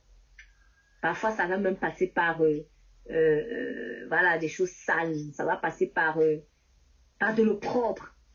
Ça va passer par de l'opprobre. Ça va passer peut-être par l'accusation. Ça va passer par plein de choses qui ne sont pas jolies. Mais qui vont toujours faire que ton nom soit répandu partout. Et maintenant, quand tu vas donc être élevé, à ce moment, on va se rendre compte que, mais on avait vraiment fait une erreur. Et là, ici, je me réfère une parenthèse du coup sur non, ça fait écho en fait au verset 28, où il est écrit dans Jean 8, Jésus donc leur dit, quand vous aurez élevé le Fils de l'homme, alors vous connaîtrez ce que je suis et que je ne fais rien de moi-même, mais que je parle selon ce que le Père m'a enseigné. Quand vous aurez élevé le Fils de l'homme. Donc, la notoriété, en fait, de Jésus est devenue grande, selon ceux qui, en tout cas, avaient été honnêtes de cœur, au travers de tout ce qu'ils faisaient de bien, ils ont reconnu le Fils de Dieu. D'autres, bon, c'était simplement de la jalousie, mais que ce soit jalousie ou que ce soit dans de bon cœur, il y a une notoriété. Ça s'est répandu. Et même, ce sont ceux qui ont été les détracteurs qui ont même permis que son nom soit davantage répandu, parce que quand tu vas dire, par exemple, hey, faites attention à celui-ci, c'est un imposteur et autres, tu fais des publicités partout, mais en fait, tu es en train de rendre son nom grand. Tu es en train de rendre son nom grand. Et à la croix, chacun va pouvoir se faire une idée de si ce que tu avais dit, en fait, sur cette personne était vrai ou était faux. Et quand il a été élevé, quand il a été crucifié, parce que l'élévation, là, c'était la croix, je rendrai ton nom grand, veut dire aussi, est-ce que tu acceptes la crucifixion? Parce que c'est la crucifixion, en fait, qui rend grand. C'est la crucifixion qui rend grand. Quand il a dit à Abraham, je rendrai ton nom grand, mais en fait, pourquoi est-ce que tout le monde connaît Abraham aujourd'hui? On connaît Abraham aujourd'hui parce que tu as été un homme de foi qui a beaucoup souffert dans l'attente. C'était sa part de crucifixion. Donc c'est la crucifixion, en fait. C'est l'épreuve d'Abraham qui a rendu le nom d'Abraham grand. Aujourd'hui, quel que soit ce en quoi tu crois, tu sais la vie d'Abraham. Tu sais que c'est un homme qui a eu un fils de promesse à 100 ans d'une femme de 90 ans. Mais au moment où ils étaient en train de patienter et d'attendre, ils sont passés par la fournaise. Ils sont passés par plein de situations. Ils ont dû apprendre à eux-mêmes voir grand. Si, par exemple, je repars sur la couleur de la royauté, la jaune, ils ont accepté de voir grand. Quand ils ne voulaient qu'un fils, Dieu a dit non, mais tu rêves, je t'en donne des nations. Donc, Abraham aussi avait une vision un peu étriquée de la destinée, de sa destinée. Et Dieu a voulu l'amener à voir plus grand. Il a accepté ça. Et ce n'était pas facile. Mais c'est sa crucifixion qui nous a permis aujourd'hui de voir, de le connaître. De telle sorte que oui, son nom est devenu grand. Et maintenant, on s'en sert même dans les accords internationaux. Dernière couleur, est-ce que j'accepte, ah oui, pour ma part en tout cas, la violet, cette bénédiction matérielle. Donc, Dieu bénit matériellement pour que nous soyons des sources de bénédiction. Parce que je rendrai ton nom grand signifie que tu seras une source de bénédiction. Mais est-ce que je veux vraiment être une source de bénédiction matérielle? Si en n'ayant pas grand-chose, je ne sais pas être une source de bénédiction, ce n'est pas en ayant beaucoup que j'apprendrai à être une source de bénédiction. Je reprends. Si en n'ayant pas grand-chose, je ne sais pas être une source de bénédiction, y compris matérielle, ce n'est pas en ayant beaucoup, en fait, que je saurais être une source de bénédiction. Si, en fait, et on voit que c'est la dernière couleur, pourquoi? Parce que, en réalité, il est fallu que je comprenne les implications du sang de Jésus en rouge, que du feu de Dieu en orange, de la mentalité royale en jaune, de la résurrection en vert, de la domination en bleu, de la grandeur du nom en indigo. On ne saute pas les étapes. Parce que si Dieu ne te brise pas comme ça, en fait, avec ces biens-là, tu vas plutôt faire des dégâts au lieu de bénir. Et ça a été par exemple le cas avec David. David n'est pas devenu riche du jour au lendemain comme ça. Ça ne veut pas dire que Dieu ne peut pas en fait le faire avec quelqu'un. Mais par exemple, contrairement à Salomon, lui il est resté adorateur jusqu'au bout. Saül aussi pareil, on voit bien la différence entre Saül et David.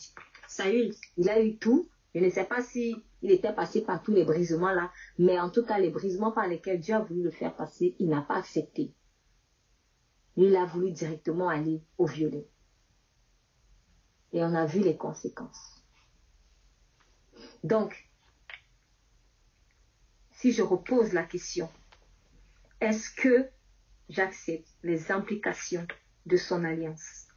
Est-ce que j'accepte les implications de son alliance? Dans la parabole du semeur, la terre qui était dure, la terre qui était rocailleuse, la terre qui était épineuse n'avait pas compris les implications de la parole qui avait été libérée. Donc, certaines terres, comme par exemple la terre rocailleuse, elle était très fière d'avoir entendu, par exemple, la promesse, oui, Dieu va faire ça avec toi, Dieu va te rendre, hey, on est content. Maintenant, elle n'a pas compris ce que cela impliquait. Seule la terre bonne avait compris ce que cela impliquait. C'est pour ça qu'on dit qu'il a comparé la terre bonne à celui qui reçoit la parole et il reçoit la parole dans un cœur bon et honnête. C'est-à-dire qu'il y a une dimension de sincérité ici. Il y a une dimension de sincérité ici. Et porte du fruit avec persévérance. Parce que pour pouvoir traverser toutes ces couleurs-là, rouge, orange, jaune, vert, bleu, indigo, etc., il faut de la persévérance. Il faut de la persévérance. Très bien. Donc, je continue. Il dit, donc dans le verset 24, c'est pourquoi, toujours dans Jean 8, c'est pourquoi je vous ai dit que vous mourrez dans vos péchés, car si vous ne croyez pas que je suis, vous mourrez dans vos péchés. Qui es-tu, lui dit-il? Jésus leur répondit, ce que je vous disais au commencement, j'ai beaucoup de choses à dire de vous et à juger en vous, mais celui qui m'a envoyé est vrai, et ce que j'ai entendu de lui, je le dis au monde. Il ne comprit point qu'il leur parlait du Père. Jésus donc leur dit, quand vous aurez élevé le Fils, alors vous connaîtrez que je suis et que je ne fais rien de moi-même, mais que je parle selon ce que le Père m'a enseigné. Celui qui m'a envoyé est avec moi. Il ne m'a pas laissé seul parce que je fais toujours ce qui lui est agréable. Et donc, là, on est ici en train de parler à des personnes qui n'ont même pas accepté de prime abord comme le Sauveur. Maintenant, à partir du verset 30, donc quand j'ai parlé au tout début de deux grandes étapes dans le raisonnement, en fait, parce qu'il y a deux catégories de personnes. Donc, la première catégorie, ce sont ceux qui ne sont même pas entrés même pas par la porte rouge. Ils n'ont même pas accepté le sang, en fait. Bon. Et il leur dit, il faut que vous sachiez, que vous acceptiez, mon identité de sauveur, mon identité de Messie, mon identité de Dieu. Que vous sachiez que c'est vraiment Dieu qui m'a envoyé, en fait. Si vous ne croyez pas que c'est lui qui m'a envoyé, vous allez mourir dans vos péchés. Je fais une parenthèse ici, encore sur le fait de chasser les envoyés de Dieu. Chasser les envoyés de Dieu. Est-ce que tu crois que cette personne est envoyée de Dieu? Au moins, Internet, pour eux, ils ne croyaient pas. Ils disaient, non, c'est pas toi tu n'as pas été envoyé de Dieu. Donc, si tu ne crois pas que telle personne était envoyée de Dieu, en fait, tu n'as pas cru en Dieu. Tout simplement. Parce que celui qui connaît Dieu reconnaîtra celui qui est envoyé de lui. Ça, c'était le premier auditoire. Mais il y a encore un autre auditoire. Comme Jésus parlait ici à partir du verset 30, plusieurs crurent en lui. Donc, certains donc cru en lui. Et il dit aux Juifs qui avaient cru en lui, si vous demeurez dans ma parole, vous êtes vraiment mes disciples. Donc, vous allez remarquer que dans la première catégorie des personnes, ceux qui n'ont même pas accepté le sang, il y a, si vous ne croyez pas que je suis envoyé de Dieu, vous allez mourir dans vos péchés. Mais maintenant, pour les autres, il dit, qui ont cru, il dit, si vous demeurez. Donc, il y a deux choses. Ceux qui sont hors de la porte du sang de Christ, qui est la porte d'entrée, en fait, pour le salut, c'est si tu crois que je suis le sauveur, que moi, je viens te sauver, et de quoi? De tes péchés. Si tu crois, tu vas être sauvé, et tu ne mourras pas dans tes péchés. Maintenant, ceux qui ont quand même cru que, oui, vraiment, voilà le sauveur, il dit, si vous demeurez, vous êtes vraiment mes disciples. Donc, es-tu disciple de Jésus? Es-tu vraiment mes disciples de Jésus? C'est ça, en fait. Si vous demeurez. Donc, il y a la dimension 2. D'abord, croire pour entrer dans la porte rouge. Et il y a ensuite la dimension de demeurer pour être véritablement. Parce qu'on ne débat pas là-bas au ciel sans être véritablement. Il faut être véritablement. Parce que là-bas, c'est la vérité. Et il dit, si vous demeurez dans ma parole, vous êtes vraiment mes disciples. Donc, je peux croire en Christ, mais ne pas être disciple, en fait. C'est quand tu demeures là qu'on dit, ah, voilà un véritable disciple. Donc, j'ai envie de dire, même quoi, même comment. Là, ça nous ramène encore même à la définition de quoi. Ça nous ramène encore à la définition. Tu crois? Oui, je crois. Tu es disciple? Voilà. Il cherche les disciples.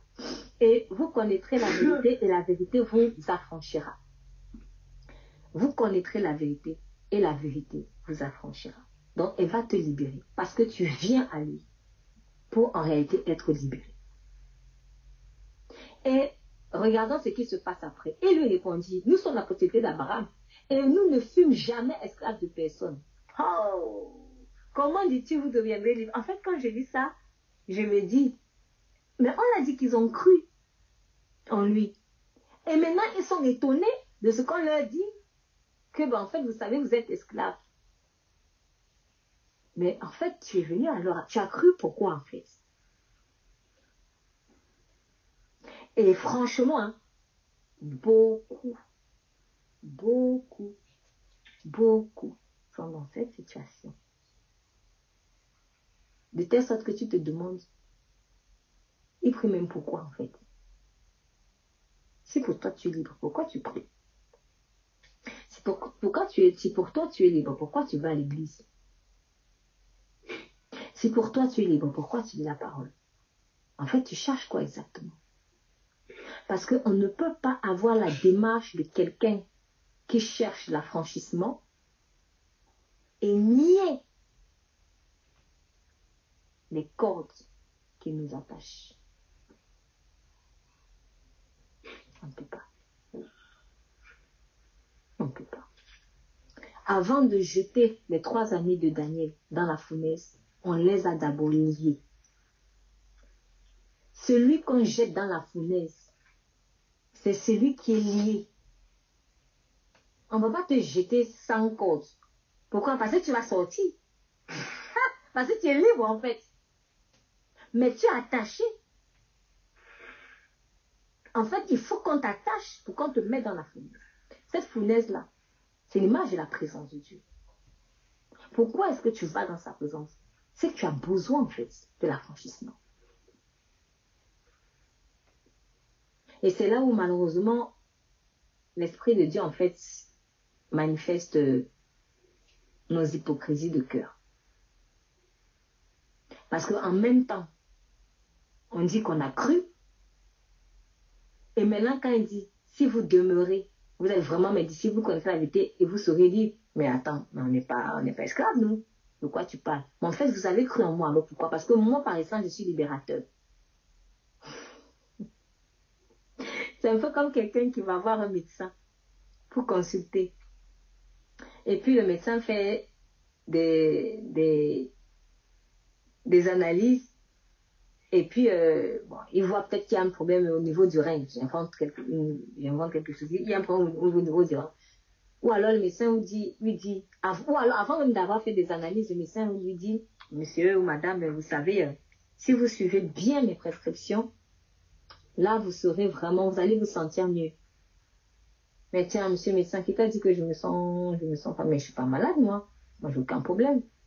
Mais tu es alors venu à moi pourquoi? Pourquoi tu viens consulter? Pourquoi tu viens consulter? À la limite,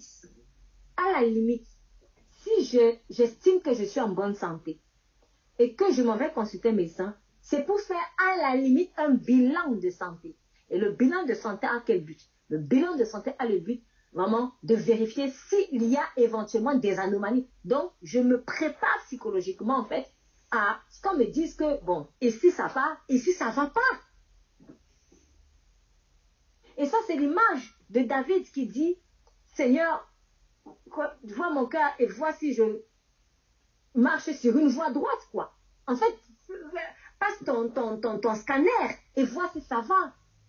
Mais maintenant, si je viens chez le médecin, mais écoutez, ce médecin, moi, je prends un problème. Mais vous êtes venu pourquoi? Toute la route que vous avez fait là pour venir chez moi, là, c'était pourquoi, en fait? Donc, en fait, en quoi tu as cru? Quand il dit, comme il parlait, il dit plusieurs crurent en lui. Mais ils ont cru en quoi? Ils ont cru en quoi? Oui, je crois. Tu as cru en quoi? En un sauveur? Oui. Sauveur de quoi? Il te sauve de quoi? Il t'a sauvé de quoi exactement?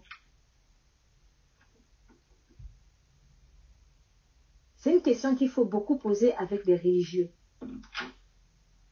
Déjà, quand on se pose à ça à nous-mêmes, mais voilà une question qu'il faut poser à des religieux. Tu crois en Jésus? Oui.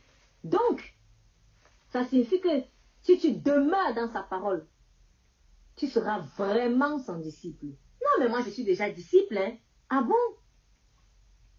Tu connaîtras la vérité te rendra libre. Tu seras libre. Non, mais je suis déjà libre. Libre de quoi?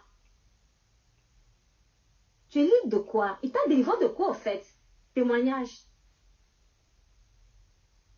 Et généralement, le religieux va te dire, j'avais un problème d'argent, Jésus m'a béni. Bon, est-ce que Jésus ne fait pas ça avec les païens? Il le fait. J'étais à l'hôpital, j'ai failli mourir. Jésus m'a donné la vie. Est-ce qu'il ne le fait pas avec des païens? Beaucoup de païens la font des morts imminentes, des expériences de mort imminente. Beaucoup font des expériences de mort imminente. Est-ce qu'ils sont en Christ? Pas tous. Ou alors, comme quelqu'un me disait hier, avant je mentais beaucoup, maintenant je ne mens plus, voilà, maintenant ça a diminué. Attention, Jésus n'est pas venu nous donner une version améliorée de nous-mêmes. Il est venu nous donner une version renouvelée. Parce que aujourd'hui, sans croire en Christ, je peux décider d'arrêter de fumer. Ça ne fait pas de moi quelqu'un de sauvé dont le nom inscrit dans le livre de vie. C'est pas parce que j'ai arrêté de fumer que je vais être agréé au ciel. J'ai cru en quoi en fait? J'étais sauvé de quoi?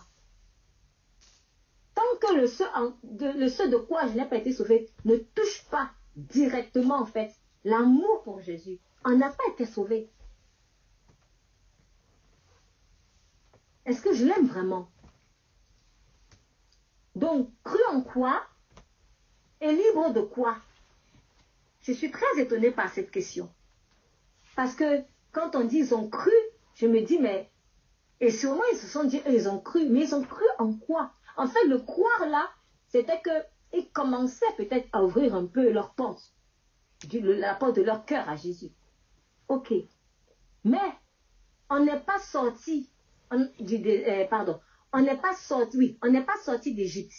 On n'a pas traversé la mer Rouge pour rester au bord de la mer Rouge. Je le dis toujours à beaucoup de personnes parce que je me suis rendu compte que beaucoup de personnes, une fois qu'elles ont traversé la mer Rouge, une fois que le Seigneur Jésus les a sauvées, elles restent au bord. Il faut entrer maintenant dans le désert. Et après le désert, ça sera Canaan. Mais on ne reste pas au bord de la mer Rouge avec les cadavres des Égyptiens. Mais en fait, beaucoup, ils se sont... C'est-à-dire, une fois que les Égyptiens ont été engloutis, par exemple, on va dire qu'ils ont traversé les eaux du baptême, ils commencent à planter leurs plantes, leurs tentes, ils font camping. Ils font camping au bord de la mer Rouge. Mais on ne doit pas camper au bord de la mer Rouge. Il faut entrer dans le désert. Si tu campes au bord de la mer Rouge, là, la mer Rouge un jour va encore t'engloutir. Parce que tu n'es pas loin de l'Égypte, là. De l'autre côté, tu vois facilement l'Égypte. Tu vois facilement l'Égypte. C'est ça aussi qui a quand même perdu la femme de Lot. C'est ça qui a perdu la femme de Lot. Regardez en arrière. Pourquoi? Parce que tu n'es pas vraiment sorti de là. Tu as la porte, mais tu n'es pas sorti de là. Si on dit à quelqu'un, est-ce que tu veux aller en enfer? La personne va te dire, une personne normale te dira non. Maintenant, si on dit à quelqu'un, est-ce que tu veux être à la porte de l'enfer? Je crois qu'une personne sensée va dire non. Je ne veux même pas être à la porte. C'est-à-dire, non seulement je ne veux pas être dans l'enfer même là, mais même la porte de l'enfer là, je ne veux même pas. Même la porte, je ne veux pas. Donc, je ne peux pas rester au bord du péché. Je veux rester au bord des eaux souillées. Je ne peux pas. Je dois aller loin, loin, loin, loin, loin, loin. C'est ça aussi, demeurer. Si tu ne demeures pas, tu vas retourner. À force de rester à la porte de l'enfer. Un jour, les flammes vont te prendre. Les flammes vont te prendre. Donc, Être médiocre aussi dans sa vie spirituelle, là, ça c'est se mettre en danger quelque part. C'est pour cela qu'on dit que l'enfant n'hérite pas. L'enfant n'hérite pas. Si je reste que enfant, bébé spirituel, je vais retourner dans le monde un jour. Parce que avec Christ, c'est de gloire en gloire. Ce n'est pas la même eau qui stagne. Les eaux de Dieu sont des eaux vives. Ça vire, ça bouge, son mouvement, ça avance. Ça ne reste pas statique. Parce que ce qui est statique, c'est comme un cadavre. Donc c'est la mort. Il faut faire attention à ça. C'est ça qu'il a dit, demeurer. Donc restez là, hein. Restez là dans mes eaux. Restez là dans mes eaux. Ne sortez plus. Ne venez pas à moitié. Venez profondément, véritablement. Si je dis que je fréquente une université, je ne peux pas m'en sortir si je reste seulement à la porte de l'amphithéâtre pour prendre les cours. C'est à peine que je vais percevoir les sons de l'enseignant. Mais il faut que j'entre à l'amphi, que je prenne aussi des notes, quoi. Mais je ne peux pas rester au bord de la mer. Il faut que j'entre dans le désert.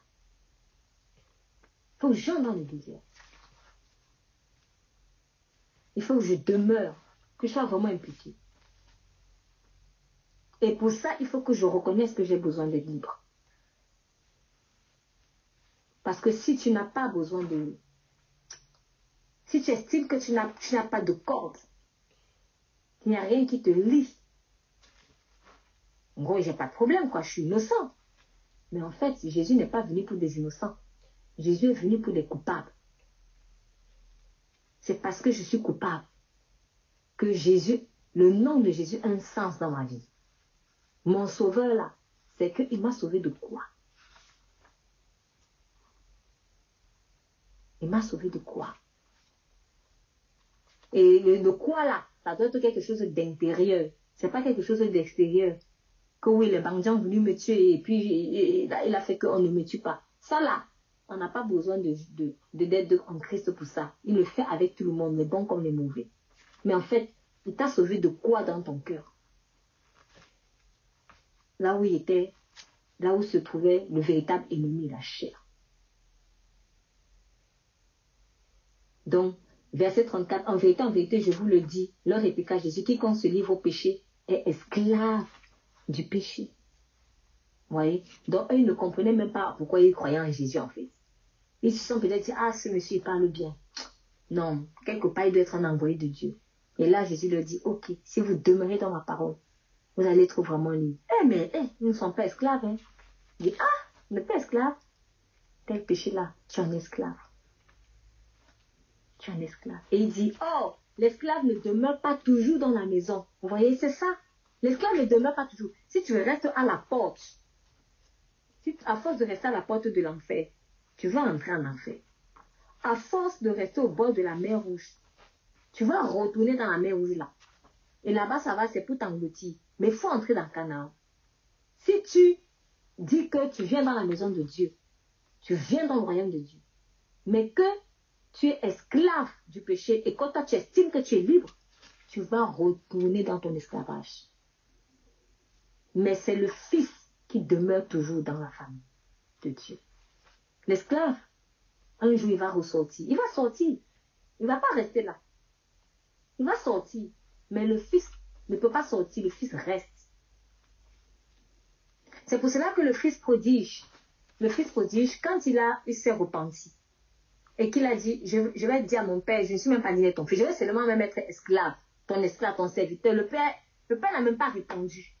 En fait, c'est une façon de dire, non, parce que tu es parti de chez moi, à cause de ta mentalité d'esclave là. Tu étais omnibulé par l'argent. Tu as cru que tu allais être libre et que moi j'étais une prison pour toi. Donc, tu étais esclave en fait du péché. Tu étais esclave de ta cupidité. Tu étais esclave de ta fausse vision de la vie. C'est pour cela que tu as quitté la maison. Donc, quand toi tu reviens là, ne reviens plus en te disant que tu vas être mon esclave. Non, parce que tu n'es pas mon esclave. Tu es mon fils. Il le lui a bien montré avec la fête qu'il a faite pour lui. Tu es mon fils. Tu es parti avec la mentalité d'esclavage. Ne reviens plus avec la mentalité d'esclavage. C'est bien comme si tu es repenti. Mais ne viens pas avec la mentalité d'esclavage. Parce que moi, je n'ai pas fait de toi un esclave. J'ai fait de toi un fils. C'est pour cela que ne pouvait pas répondre, le père ne pouvait pas répondre favorablement à la quête de son fils qui disait fais juste de moi un esclave parce que je vais seulement manger. Ouais, il est revenu encore seulement pour manger. Toujours les choses terrestres, mais le père dit mais attends, mais tu es plus que ça. Ça me renvoie justement à la mentalité royale dans l'alliance arc-en-ciel. La mentalité royale. Le père voulait que ce fils, son fils, ait la mentalité royale. Parce que quand tu n'as pas la mentalité royale, tu vas toujours marcher comme un esclave, réfléchir comme un esclave. Et finalement, devenir un esclavagiste aussi. Tu vas vouloir mettre des gens sous un joug d'esclavage. Et c'est comme ça que vient la méchanceté religieuse. Mais si tu as la mentalité royale, tu vas voir les autres comme des rois. Et il dit, si donc le Fils vous a franchi, verset 36, vous serez réellement libre. Donc si moi, le Fils, je vous affranchis, vous serez réellement libre. C'est comme pour dire que je sais que vous avez essayé d'être libre du péché par vous-même. Vous avez essayé ci, ça. Peut-être que vous avez dit que je vais augmenter le nombre des heures de prière. Peut-être que je vais être plus assidu avec Dieu. Mais ce ne sont pas vos œuvres qui vont vous sauver. C'est moi le Fils. Et le Fils, en fait, pourquoi est-ce que il n'y a que le Fils qui peut vous affranchir? Parce que vous aurez affranchi de l'esclavage du péché pour devenir des fils. Donc, il faut que ce soit le Fils de Dieu qui vous sauve. Pour que vous deveniez des fils. Moi, je ne peux pas dire que je suis fils de Dieu et nier que Jésus soit le Fils de Dieu. C'est comme quelqu'un tu es pasteur et tu maudis un pasteur. Mais en fait, tu ne sais même pas que c'est ton propre ministère que tu maudis. C'est ton propre ministère que tu maudis parce que tu maudis quelqu'un qui est comme toi. Donc, si moi, qui suis fils de Dieu, ou je dis que je suis fils de Dieu, et je nie l'identité de fils de Dieu de Jésus, mais en fait, je ne suis pas fils. Je me maudis moi-même. Et je resterai esclave de ces péchés-là. Donc, pour devenir fils de Dieu, il faut que j'accepte que le Fils me sauve. Si le Fils vous affranchit, vous serez réellement libre. Mais si c'est une autre personne ou autre chose qui soi-disant vous affranchit, vous ne serez pas véritablement libre. Que le Seigneur nous aide à voir les implications de son alliance, ou à voir ou accepter les implications de la promesse qu'il nous a faite. C'était vraiment l'essence du message d'aujourd'hui. Vraiment, nous amener à non seulement accepter le contenant de la promesse, mais accepter aussi le contenu de la promesse.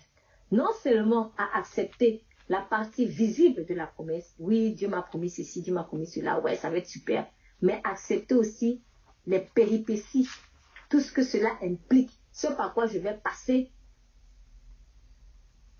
Si nous acceptons ça, si nous comprenons ça, nous serons réellement libres.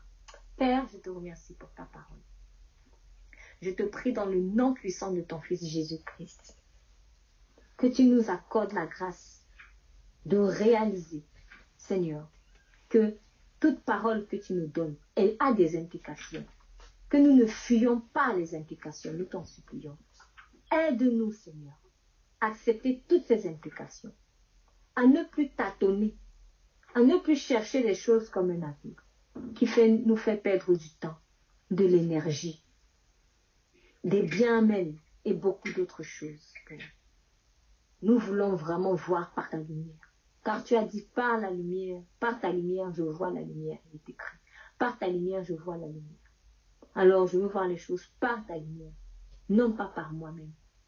Car c'est de la fatigue, c'est du stress et ça amène finalement la frustration parce qu'on ne voit même pas vraiment les fruits conséquents. Alors, merci. Merci de nous ouvrir les yeux sur les implications de ce que tu as dit sur nos vies, afin que nous soyons prêts et que nous l'acceptions. Et même si on ne connaît pas toutes les implications, qu'au moins on sache qu'il y aura des implications des implications qui vont nous faire plaisir, des implications qui ne vont pas nous faire plaisir. Mais nous savons que toutes ces circonstances-là concourent à notre bien. C'est dans le nom puissant de Jésus que nous prions. Amen. Amen.